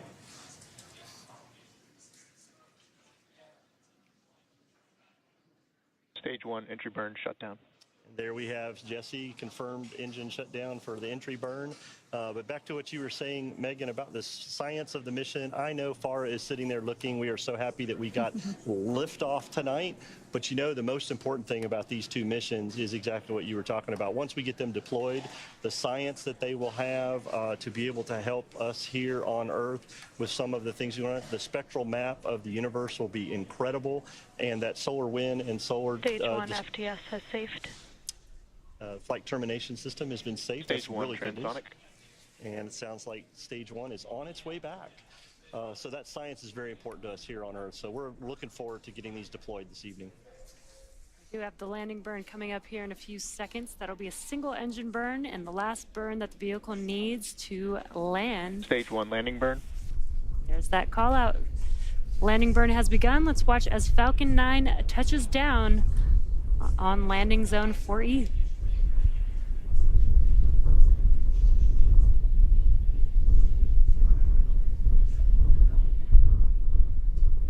Stage 1 landing light deploy.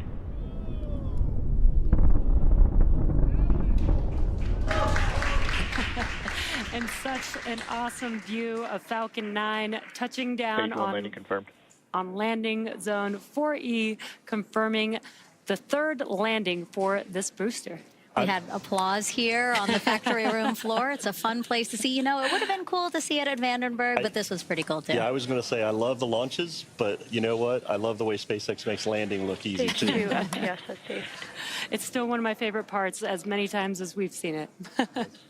And right there on your screen, We lost the signal for a second, but basically we're keeping an eye on the second stage's first burn. That's continuing, and that burn's going to last until just after T plus 8 minutes. And then it will shut down. There will be a coast phase, and then we will relight a second time.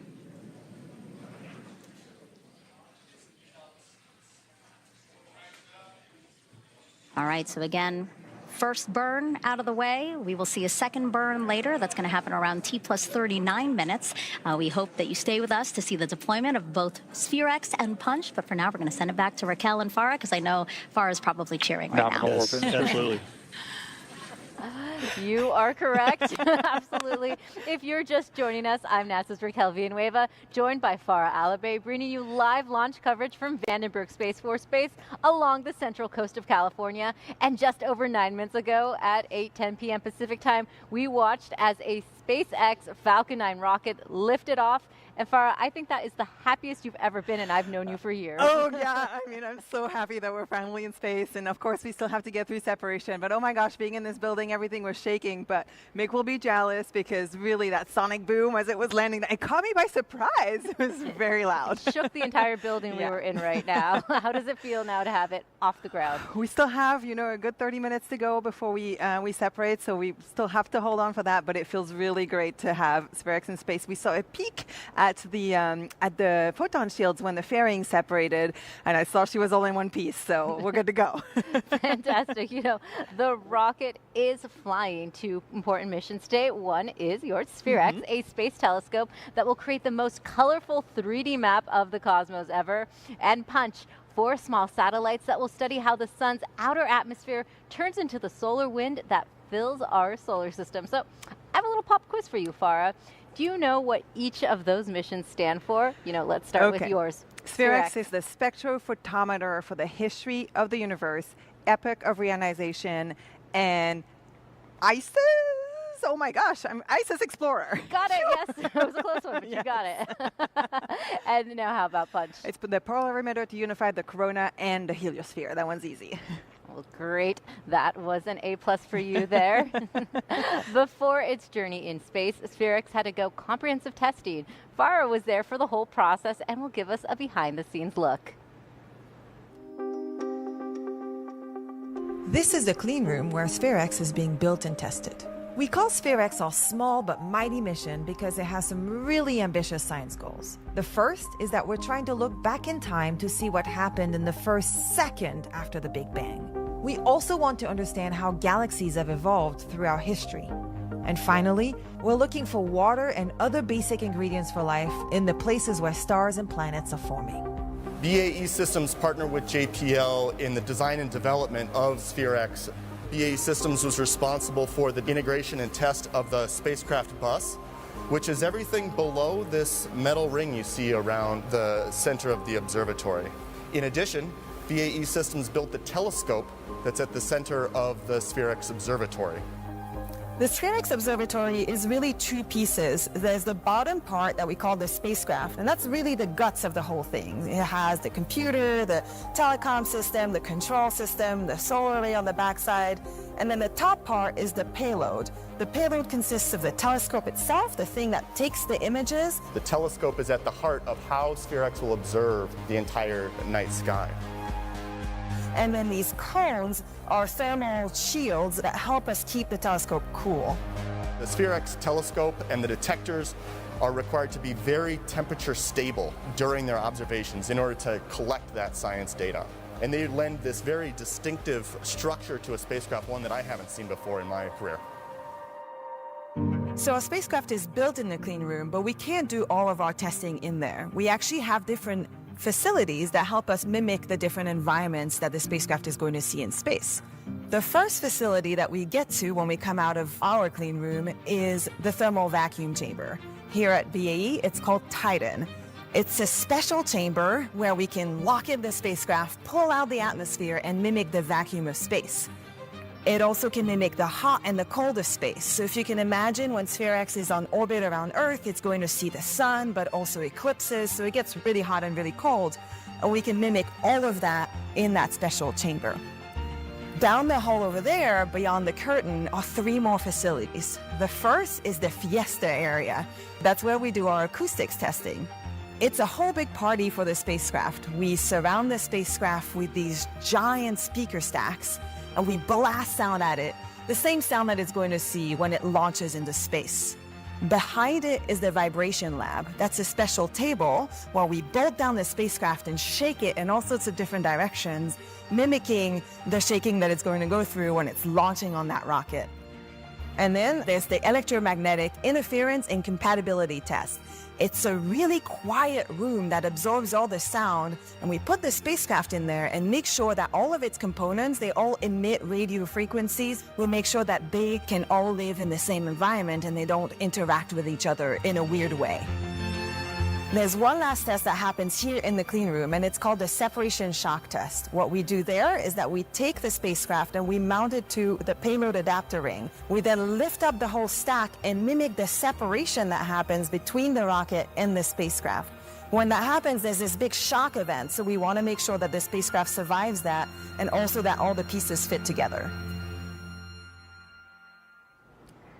Years of hard work really paying off tonight, and this moment is so meaningful for the SPHEREx team and the institution of JPL. This year began with devastating wildfires across the Los Angeles area, including the Eaton fire that burned dangerously close to JPL. And Farah, hundreds of employees were impacted. Yes, including members of our very own SPHEREx team. Some were forced to evacuate, and unfortunately others lost their homes. And it all happened right as we were preparing to ship the SPHEREx Observatory from Boulder, Colorado to Vandenberg Space Force Base. Many of us were right in the middle of final shipment preparations when evacuation orders started rolling in. We even had to change our transport route to avoid fires, heavy smoke, and road closures, something none of us had ever expected to have to plan for. And throughout the firefighting effort, JPL provided water resources and a helicopter landing area for firefighters. First responders and our community went above and beyond, helping those in need and working tirelessly to protect JPL and nearby homes. And we would like to thank them for their courage, dedication, and support. Yeah, I think this is exactly the time when our community really shines, and we're so thankful for them. Absolutely. And someone else we'd like to thank today is the director of NASA's Jet Propulsion Laboratory, Lori Leshin, and she joins us now. Lori, it is so great to have you here. Go SPHEREx! It's so exciting, and thank you for that wonderful opening about our first responders and our whole brave community. It's really special. Absolutely. And Lori, this launch is a true bright spot for JPL's family. How are you feeling after watching that launch? You know what? It's such the culmination of the hard work of so many people over many, many years. And even up towards the end, we have had quite a launch campaign here with lots of stops and starts. And when you're outside and are able to see that rocket go up, and this one, it flew right through Orion's belt. Oh, gorgeous. It just makes it all worth it. Yeah, you can feel the rumble here too. Oh my gosh. And SPHEREx is a great example of a smaller, more focused mission with incredibly ambitious goals. Yep. How do missions like these fit into the bigger picture of what JPL does? Well, at JPL, we're really all about cutting edge science, no matter what size the spacecraft it is, right? We do big science with big missions like Europa Clipper and the Perseverance rover, but and SPHEREx is an example of doing really big science in a somewhat smaller mission. And so it's just great to see when there's the right kind of science question, we build the mission to answer it. And SPHEREx is also a collaboration between multiple partners. Can you explain to us how that led to the mission success and maybe how that might influence future collaborations? Absolutely. I always say, cosmic teamwork makes the dream work here, right? So collaboration is key to everything we do, whether it's with universities across the country and around the world, like we've done on SPHEREx. We have international partner Korea involved in the SPHEREx mission, and of course our industry partner at BAE Systems and the PI at Caltech. So it really is taking the best from lots of different organizations, and that's why our motto is Dare Mighty Things Together, because everything we do is about the team. Well, thank you so much for joining us today, Lori. We appreciate having you here with us. Launch is really just the beginning for the SPHEREx team. Right now, mission control is kicking into high gear at JPL. For a sneak peek at what's happening behind the scenes, I caught up with the project manager and flight director for SPHEREx. Can you describe why this space is so critical to the mission? Well, this room, the Earth Orbiting Mission Operations Center, will be the nerve center for operating SPHEREx. All of the telemetry that comes from the space vehicle will arrive here, and all of the commands that we send to the space vehicle will originate here. On launch day, I'm up at Vandenberg Space Force Base and part of the countdown and the launch management team. One of the key roles in this room we call the Mission Operations Manager. That's one of the people that I will poll during the countdown. Another key person is my deputy, the deputy project manager. Since I will be at Vandenberg when all the action is going on down here, she will function as the project manager in this room. Another one of the key people is Varjan Gorgian, and he'll be sitting at the other end of this room. Great, thank you so much, Jim. We'll actually go catch up with him and find out what he's doing. Varjan, tell us the role of the flight director. Well, the flight director puts together a procedure of all the critical events that happen to make sure that the spacecraft is healthy, that the instrument is healthy, as well as all the people who need to run the spacecraft are all ready to go. And you know, this room really kicks into high gear after launch. Absolutely. So then after that, when we have all these people who are ready, they're waiting to get the signal that the spacecraft has turned on and it's detumbling and it's starting to send the signals to all the people who are running it, as well as critical people like navigation to know where the spacecraft is and then tell the ground stations where to look for the spacecraft to get all the important data. There's a huge number of people that have to come together to make things work.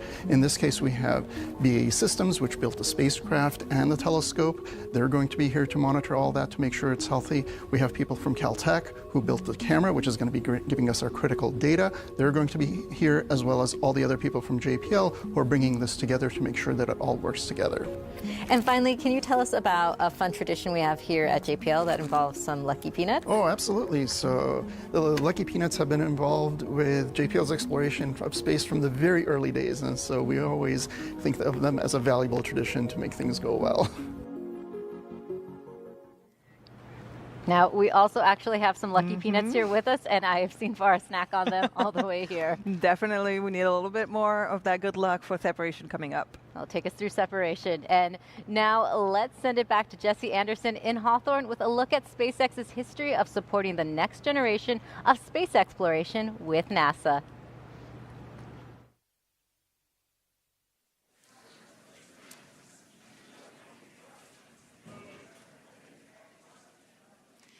It's incredible having the opportunity to support NASA science missions to space, just like today's mission. In fact, the last month was the 10th anniversary of the very first mission Falcon 9 and SpaceX launched for NASA, the Discover Space Weather mission, which launched in February of 2015, which you can see there on your screen. Since first taking flight in 2010, Falcon 9 and Falcon Heavy have completed more than 450 launches and more than 380 reflights.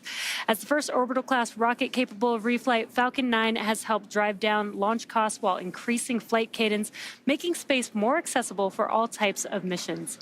Falcon is helping NASA build our future in space through contracts like the Commercial Lunar Payload Services Initiative and agreements like the one behind today's mission, the NASA Launch Services 2 contract. SpaceX is enabling access to space at a cost and cadence that no other vehicle flying today can match, unlocking a wide array of new government, commercial, and scientific opportunities in space. Before Falcon 9, launching to space was infrequent and cost much more than it does today. Lowering the cost of access to space is the foundation for humanity's next steps into the solar system. More launches accelerate development, enabling more small satellite and private research customers to launch their work to space, which in turn helps stimulate the wider space economy here on Earth. And serving both cargo and human spaceflight missions, Dragon has visited the International Space Station 45 times. In addition to NASA's crew missions, Falcon 9 and Dragon are advancing human spaceflight through private astronaut missions as well, including the Axiom missions Inspiration 4, Polaris Dawn, and our upcoming From 2 mission. And missions like SpaceX's Transporter and Bandwagon rideshare programs help make access to space even more affordable by sharing the cost of a single launch across multiple customers. All of this to say, reusability is the key innovation that is making space more accessible.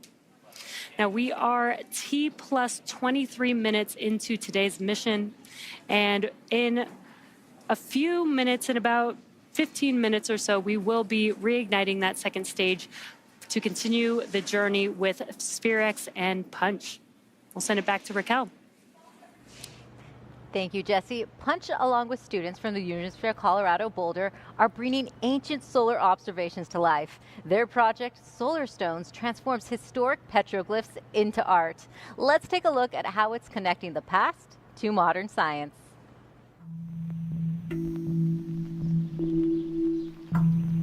Sitting next to me here are what we call our solar stones, and although we did not originally create the images depicted on these tablets, we replicated them from ancient petroglyphs down in Chaco Canyon National Park that were created around 1,000 years ago by the ancestral Pueblo people there.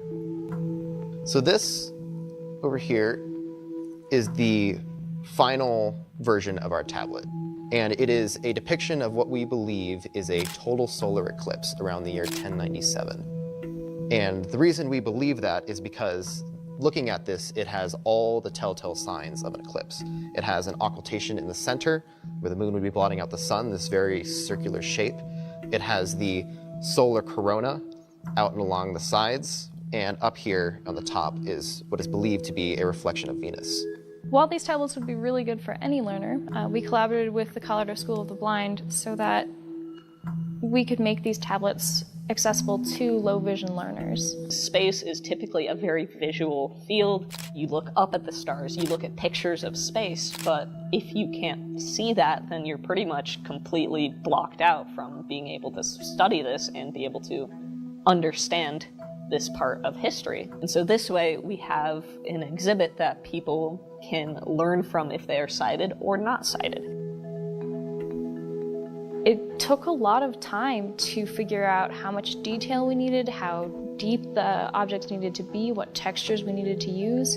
A lot of these things that we didn't expect, we gained context through lots of user testing. So I think this project is really valuable because it allows people to interact with space in a completely different framework. Every person has something they can contribute to the study of space. And so our hope is that not only can the blind and low vision community be included in this part of history, but that sighted learners can potentially learn things easier with a tactile experience. Well, those solar stones are so cool. And with us now is Punch Principal Investigator Craig DeForest. So glad you could join us, Craig. Thank you for having me. And I see you brought some examples with you today. I did indeed. So Punch is studying the sun, astrophysics at home, right around us. And in that, we're carrying on a tradition that goes all the way back to the ancients. So this is a 3D printed representation of what may be the oldest representation of the solar corona in a durable medium. This was recorded life-size, it's this large. Somebody about 1,000 years ago chipped this into the rock right near what is now the visitor center at Chaco Canyon. And this is consistent with, and many believe it to be, a representation of the solar eclipse of 1097, which occurred over Chaco Canyon. People actually witnessed it and observed the corona around us. So that ties us from the ancients to the modern esoterica of spaceflight. And why was it important for Chaco Canyon to be the location for the Punch mission solar stones? So we organized our outreach program around ancient and modern sun watching, and Chaco was a large center of culture about 1,000 years ago. The folks who lived here at that time had a long history of science, the technology that they had in hand, and of observing the sun around them to predict their environment and their future in much the same way that we do today. Though, of course, they were looking for things like agricultural planting times and things like that. But that thread of human curiosity looking at the environment around us extends all the way to what we do at NASA today. So speaking of what we do at NASA today, so Punch has a coronagraph that sort of mimics a solar eclipse, right? And that allows us to study the corona. Can you explain how that works? Certainly. So normally we can't see the sun's corona or the much fainter solar wind that Punch will image.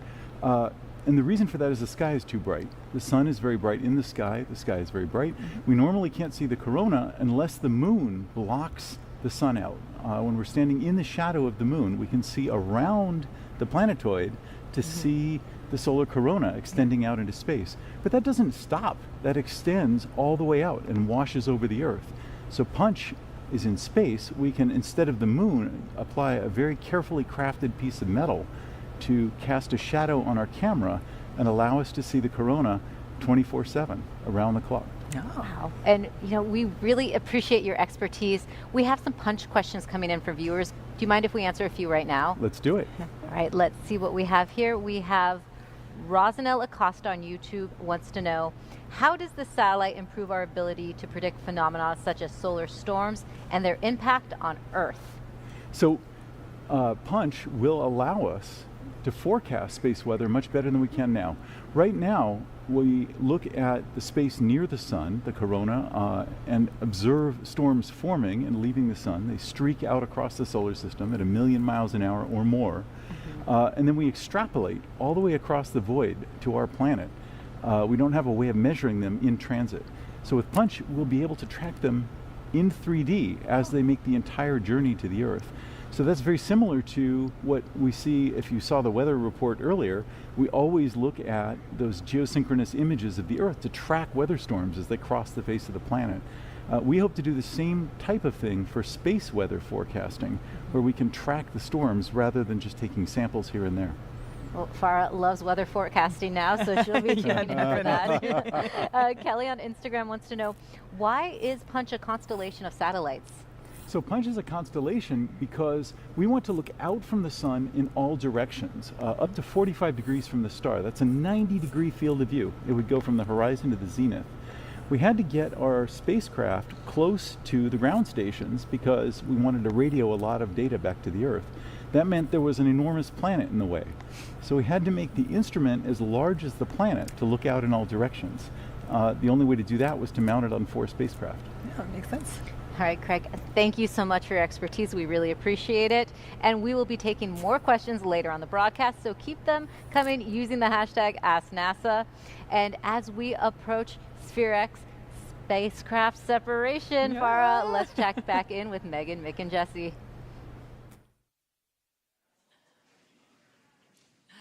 Welcome back to SpaceX in Hawthorne, California. Megan, Mick, and I are just outside of Mission Control, where teams continue to monitor Falcon 9's second stage. And we have a view here that we're looking at, and we're seeing that stage 2 is currently coasting near Antarctica right now. So where it needs to be, we are loving the trajectory and seeing the data that we're getting back. The Falcon 9 lifted off of Vandenberg Space Force Base about 31 minutes ago. It's carrying 2 NASA science missions, SPHEREx and Punch, and both are headed to a sun-synchronous orbit around 650 kilometers above the Earth. Yeah, and what does that mean for us? That means that we will be passing over the same part of the Earth at roughly the same local solar time each day. That means that the lighting conditions are consistent for observations, which is important to SPHEREx and Punch. For SPHEREx, that provides a consistent illumination condition, reducing background noise from the varying sun angles. And for Punch, it keeps them in a fixed Sun-Earth viewing geometry, crucial for tracking the solar wind's continuous evolution. In short, this orbit allows both missions to maximize their scientific observations with minimal interference from the Earth's shadow. Yeah, basically, SPHEREx likes the sun and Punch does not like the sun. So they're really riding so they're really riding that day-night line, and it's just perfect. You know, that's why again we're flying these 2 missions together. So again, we're going to gather some really great science. SPHEREx is going to map our entire universe to gather data on billions of stars and galaxies, and then Punch is going to study our sun to really better forecast space weather and how it affects us. And the second stage with SPHEREx and Punch will coast for another about 7 more minutes before we have another ignition of the MVAC engine. And then following that, we will deploy SPHEREx first and then Punch's 4 spacecraft. As always, we're planning to have live views of each of those deployments starting at T plus 40 minutes. Yes, we can't wait. So we'll see you back here soon. For now, let's send it back to the hostess at Vandenberg Space Force Base with Raquel and Farah. Thank you so much. Turning our attention back to SPHEREx, the Space Telescope is gearing up to map the entire sky like never before. With special photon shields and an ultra-cool design, here's how it will spot hidden cosmic secrets in infrared light. This is SPHEREx, NASA's cosmic mapmaker. It will scan the entire sky, charting the positions of hundreds of millions of galaxies. But why does it look like my dog after his last visit to the vet? These concentric cones help keep SPHEREx cool and shielded from nearby bright objects. Anyway, continue. Ah, of course. SPHEREx has 3 cones, which are called photon shields. They block light and heat from the sun and the Earth. That's a big deal because without those shields, the telescope's detectors would be blinded. But SPHEREx also needs to be cold because it detects infrared light, or wavelengths slightly longer than what the human eye can see. Infrared is emitted by warm objects on Earth and out in the universe. It's also emitted by the telescope. Keeping it cold reduces the infrared glow, which lets SPHEREx see faint objects that are really, really far away. That's right. These aren't cones of shame. They're SPHEREx's cones of fame. Here you can see one of SPHEREx's 3 cones being assembled. They sit atop this shiny jewel of a structure called a V-groove radiator. The mirrored surface directs heat out into space, cooling the telescope and the infrared detectors. Cooling them to minus 350 degrees Fahrenheit. That is cold. SPHEREx can help us study everything from what happened a few seconds after the Big Bang to where water comes from in planetary systems. That's why its full name is Spectrophotometer for History of the Universe, Epoch of Reionization, and ICES Explorer. And I'm sorry, could you say that one more time? You can just keep calling it SPHEREx. And so I will. The V-groove radiator and the photon shields surround the heart of SPHEREx, the telescope. It's a feat of modern engineering, designed with incredible precision. And it looks tilted? That's not a mistake. That tilt helps it see the entire sky while under the protection of the photon shield. Do you mind if I get back to work? Sure, let's wrap this up. The cone of fame, the gorgeous jewel, the tilted telescope. These are all part of NASA's next cosmic mapmaker, SPHEREx. That passive cooling is really incredible. Absolutely. And actually, SPHEREx instrument scientist Phil Korngut joins us to talk about that cooling process. Yeah. Thanks for being here, Phil. Yeah, thanks. So exciting. So indeed, yes, SPHEREx uses a totally passive cooling process. That means we have no refrigerators, we have no liquid cryogens or anything like that, and we use actually the coldness of deep, dark space to bring the temperature of our instrument down. And to show you how that works, we made a little demo here. This is a little thermal model of SPHEREx, and you can see it's got its 3, iconic photon shields. And then inside there, you can see that we've got a model of the telescope and the focal plane radiator. So back in Pasadena, we took this thing to do a little demonstration to show you how that might work. So we put it up on the roof of the Cahill Building for Astrophysics, which is actually the building that we assembled the SPHEREx instrument in. And we put it up there with a great view of the night sky. So there's thermal engineer Brad Moore and I getting everything set up. And the point is that using that night sky, even here on Earth, we can cool it down. So here in this time lapse, as we left it out there overnight, you can see why this is harder on the Earth. Those clouds up there, the atmosphere is actually pretty dark in the infrared. Not to mention that air makes conductive heating between the Earth and the radiator. You can see also there we left the camera in the foreground. That's actually an infrared camera, so you can see what's happening with the heat glowing off of the telescope inside. So you can see here, as we look in the infrared, there's a lot of light coming off of that telescope because it's warm. And as the time lapse goes on, you see that light coming down, that glow that's coming off the infrared as it dumps out to deep space. If you look to the outside of this, there's a glow around the photon shields, and that's from the Earth coming up. And so inside, it looks dark because it's reflecting the cold sky from the photon shields. And as we go on, you can see that light comes down and our telescope is getting cooler. So the next morning, we come in and see what happened to our experiment. There's Brad and I coming in. You can see the glow from our hot coffee. This is an infrared video, so you see all the light that's actually glowing off of us at room temperature. Here we are looking in there to see what we found, and that's what it looks like. That radiator was nice and frosty. You can see when I swipe my finger across it, there's all that dew on there, and that's because we cool down using passive cooling below the dew point, and we condensed water and we made a little frost on the outside, and Yeah, we did some passive cooling on Earth. Well, Phil, that's actually what my car looked like this morning with the windshield wipers filled with dew. That's right, and that's actually passive cooling. And I bet you, if you looked at where your car was parked, it's actually had a great view of the sky. And if you maybe parked under, like a garage lid or a tree or something, you wouldn't have that because it didn't get to passively cool. And so SPHEREx is going to use that passive cooling to detect those super faint galaxies, right? That's right, yeah. And so as you saw in that video, which was in infrared, warm things are actually glowing like crazy. So we're trying to detect, light that comes from tiny blips of these galaxies all the way across on the other side of the universe. So in order to get there, we have to cool down the foreground because all that light is just swamping us, and we've got to get the light from the telescope glowing down so we can see those tiny blips across the universe. Right. Well, Phil, thank you so much for joining us. Now let's head back to the team in Hawthorne, California for a status update. All right, we're now 39 minutes into the mission, and coming up is what's called SES-2, and that's when SpaceX will reignite its second stage engine, which you see right on your screen there.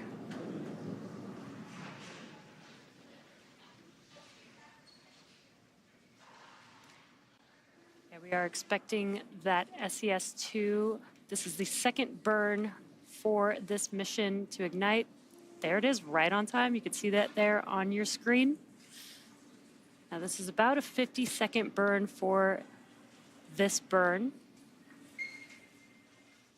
And this extra burn, this is a single Merlin vacuum engine, has about 220,500 pounds of thrust.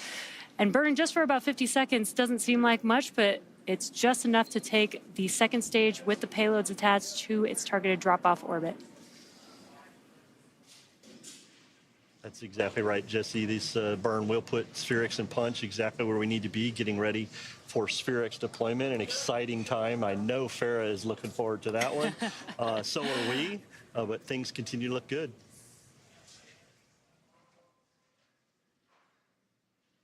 And there you can see on your screen that the MVAC engine is now shutting down. Nominal orbit insertion. And the second burn is actually a lot earlier than in other missions because, again, SPHEREx has to avoid the sun even on its way up to that sun-synchronous orbit. Yeah, as Mark Hammonds mentioned earlier, the earlier second burn is a planned burn to ensure that SPHEREx maintains that sun avoidance while achieving its intended orbit, and we heard nominal insertion there.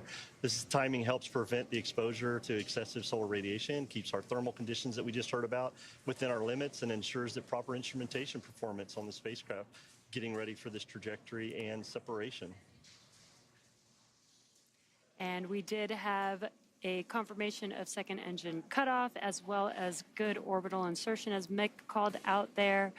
And we are coming up in a few minutes. We will have, actually in about 30 seconds, we will have payload deploy of SPHEREx. We've got some great live views there on your screen. Earth looks amazing there. That is a really great view. And we're glad to have it. Again, we're expecting that deploy at 41:56, about there. SPHEREx was designed to operate for at least 2 years, but the team says if all goes well, it could operate much longer.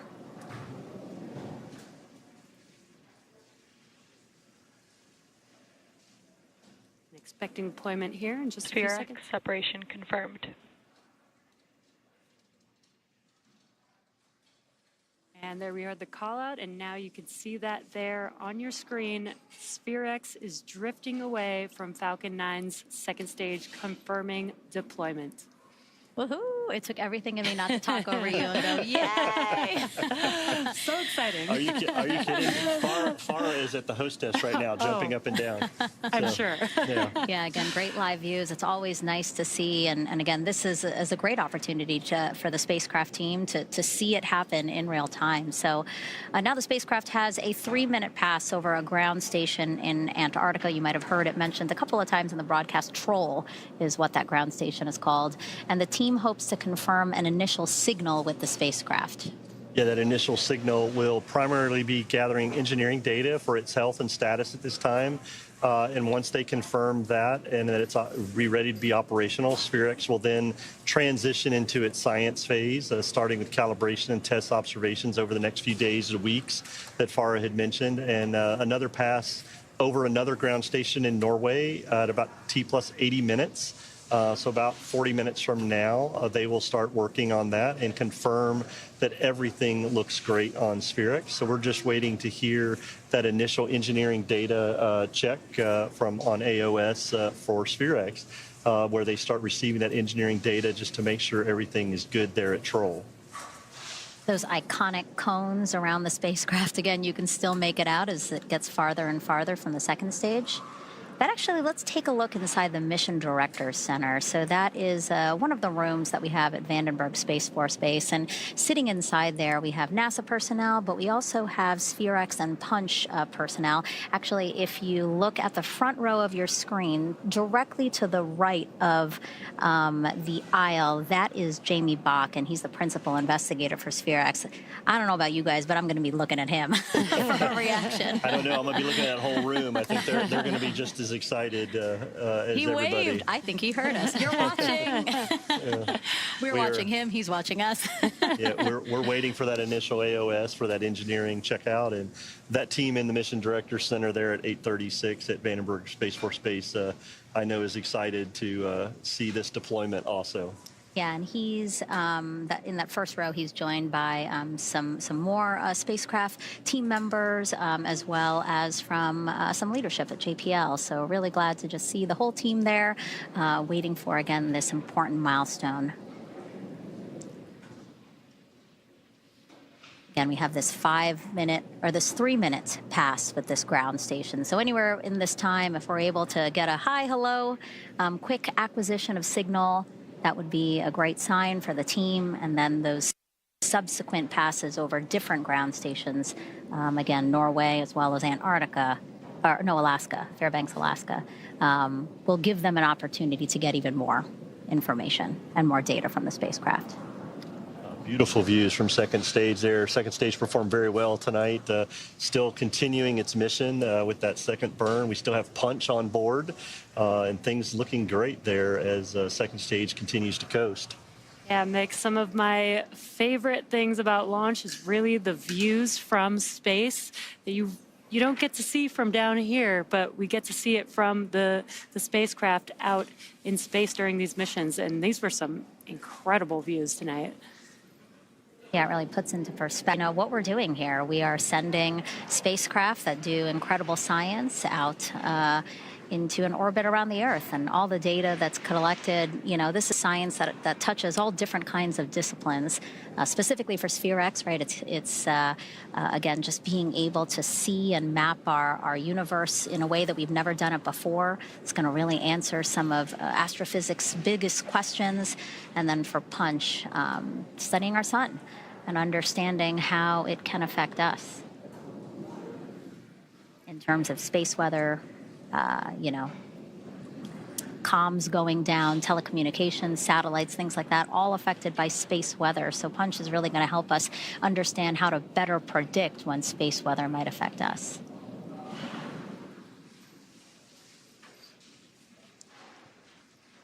And it looked like we did lose acquisition of signal from the second stage, but the mission isn't over yet. Falcon 9 second stage is still carrying NASA's Punch mission, 4 satellites that will study our sun's corona. And those will start deploying around 52 minutes after launch. So be sure to stick around for that just a few minutes from now.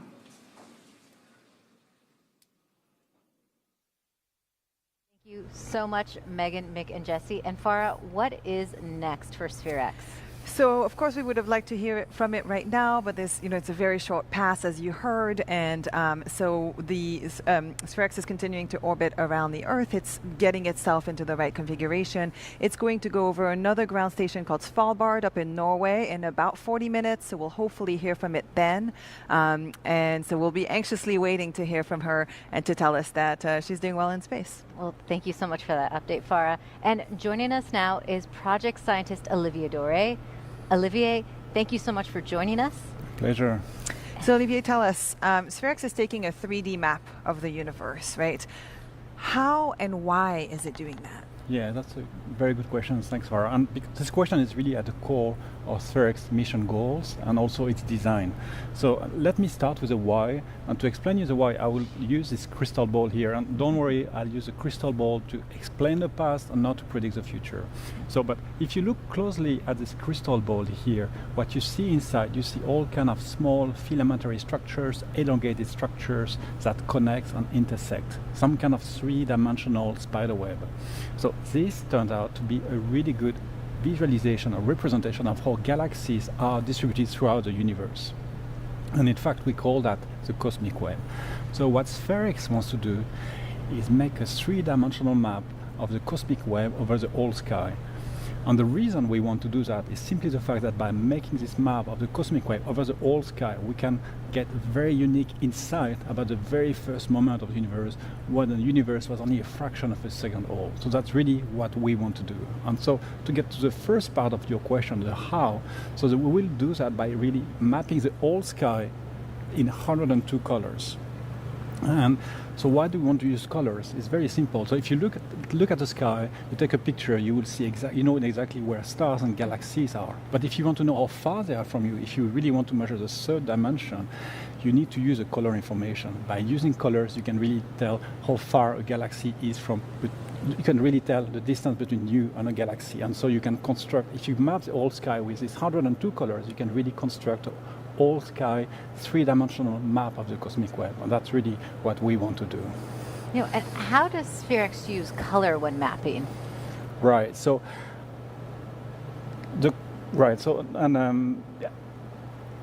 we will use, to make this map, we will use what we would like to use, say, rainbow colored glasses. And so you can think, when you use rainbow glasses, what's very interesting about it is that the color you see slightly is different depending on exactly where you look at. And so you could say that SPHEREx will use some kind of astronomical grade rainbow glasses that we put in front of our detectors. And so it means that each part of our detectors will see slightly different colors. And so by planning a very careful sequence of pictures, of exposures, we can really reconstruct the whole sky map in 102 colors. And that's really what we will do, that how we will get this 102 colors that we need to make this map, this three-dimensional map of the cosmic web. Great. Thank you so much for your insight, Olivier. My pleasure, yeah. So we are actually now heading back to Hawthorne, California for an update.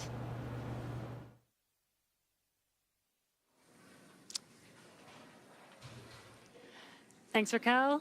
We are just about a minute away from SPHEREx coming up here. We're T plus 51 minutes into NASA's SPHEREx and Punch missions from Vandenberg Space Force Base. About 9 minutes ago, we watched SPHEREx separate from the Falcon 9 second stage, and the SPHEREx team then confirmed and we did not confirm acquisition of signal just yet. We will confirm that at the next opportunity. But now it's Punch's turn. Yeah. So they're going to deploy in two batches, right? So the first two are going to deploy around T plus 52 minutes and 16 seconds. So that's about 45 seconds from now. And then the other at T plus 53:07. Again, some great views that we're seeing here from the second stage, looking down on Earth, carrying 4 Punch spacecraft. And as you talked about those 4 Punch spacecraft deploying in 2 sets, one of the reasons we are doing that is to separate these sets so that we can get them started on their way and make sure they're heading in the right directions and avoid the second stage and anything else that might be in the path. So keeping Punch to make sure everything is successful. Deploy one set and deploy a second set a few seconds later.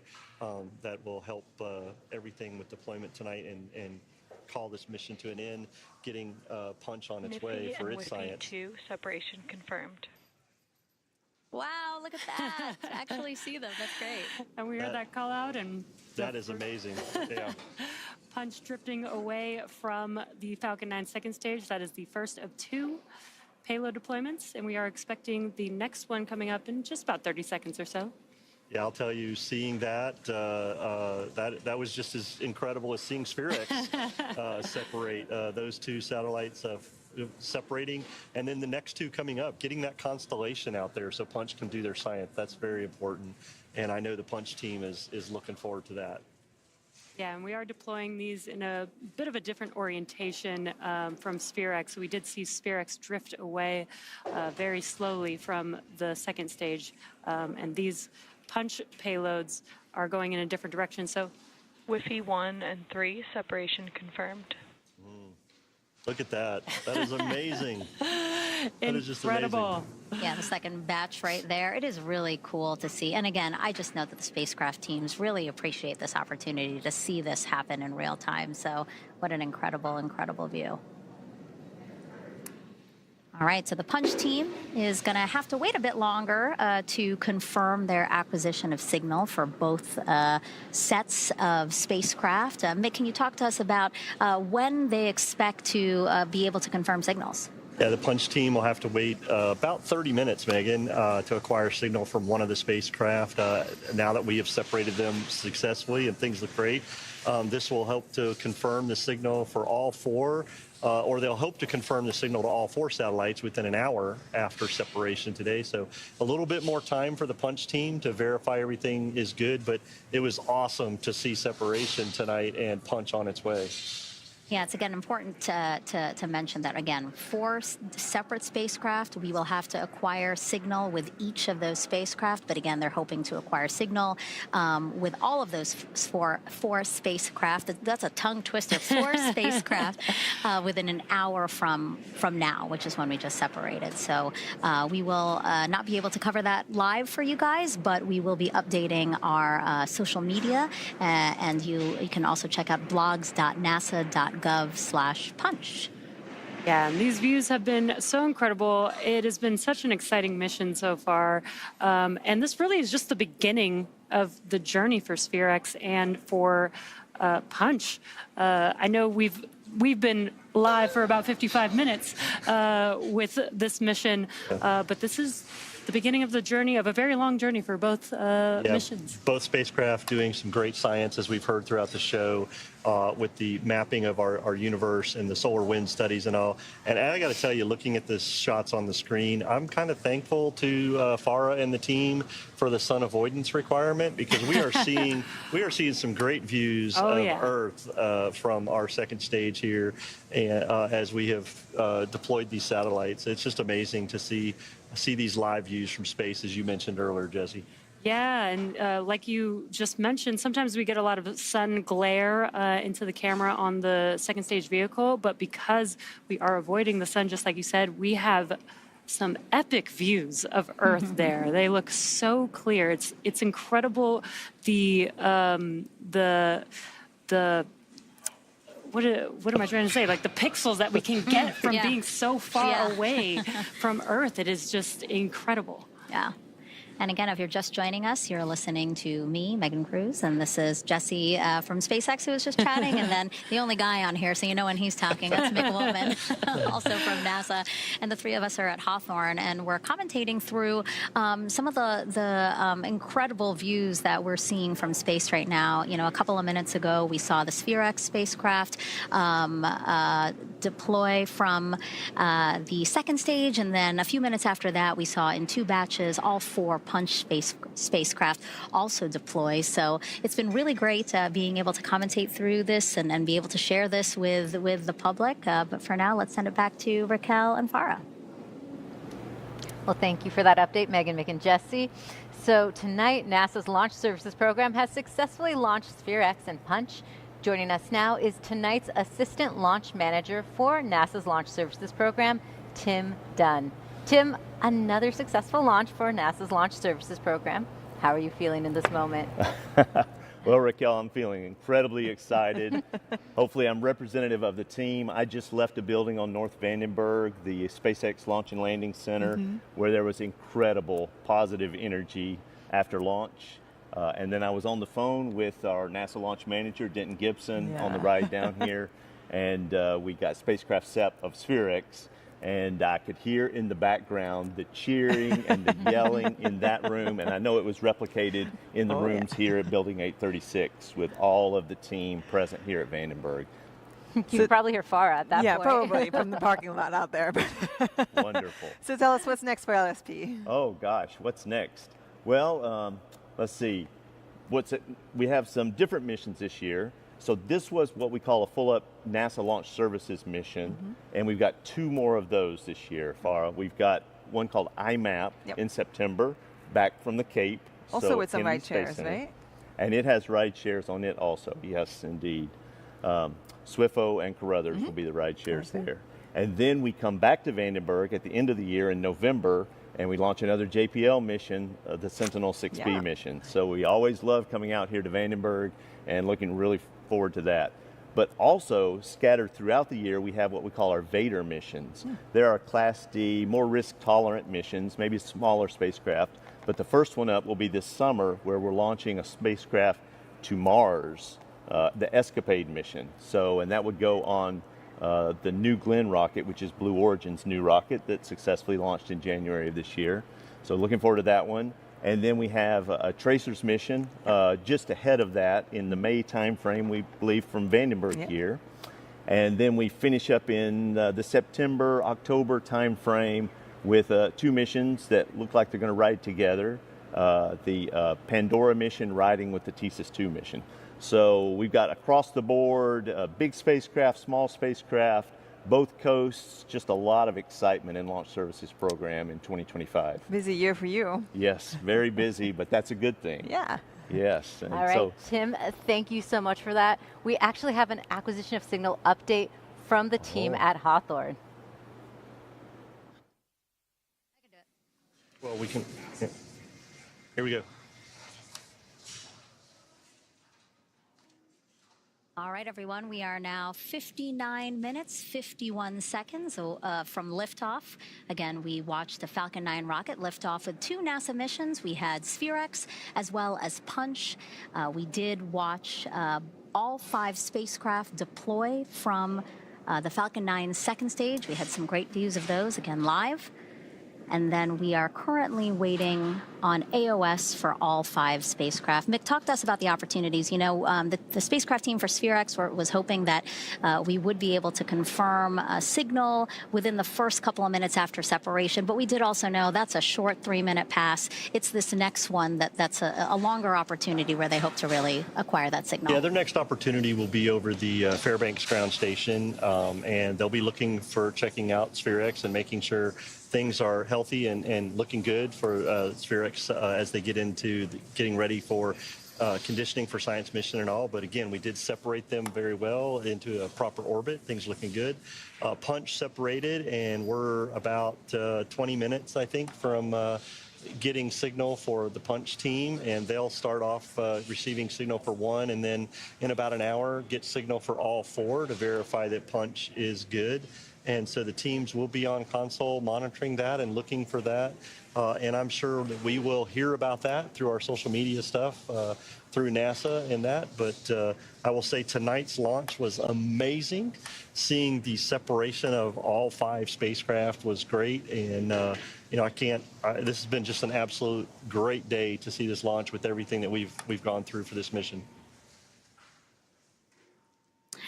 Yeah, so again, waiting for those opportunities to acquire signal from all of the spacecraft.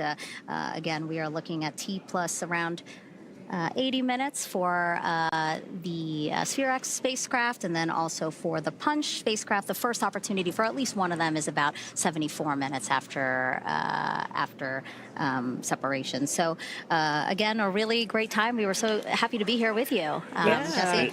Yeah, it was awesome. I will say it was awesome being with both of you, but thank you, Jesse, for having us. I work with them all the time. So.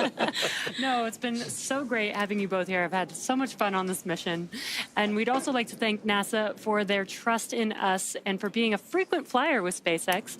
We'd also like to thank the Range and the FAA for their ongoing support of our missions.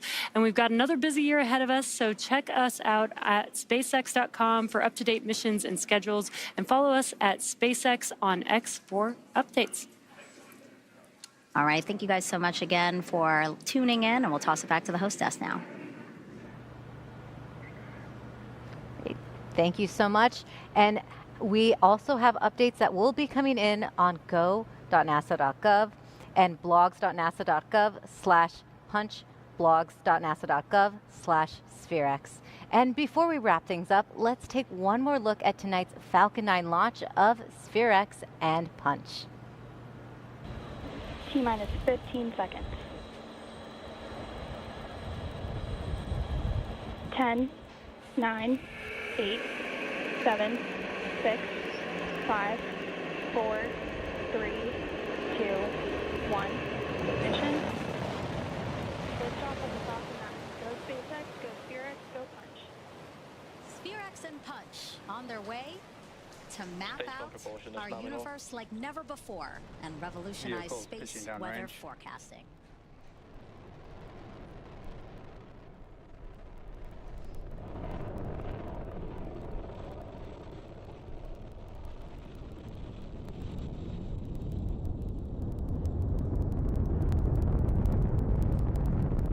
We are T plus 30 seconds into flight, and we are currently firing all 9 of those M1D engines. And after about 50 seconds, we'll begin throttling down those engines, which slow the vehicle down just slightly in order to prepare. Power telemetry nominal. In order to prepare for passing through max Q, and that is maximum aerodynamic pressure. That's the largest structural load that the vehicle will see during ascent, so slowing the vehicle down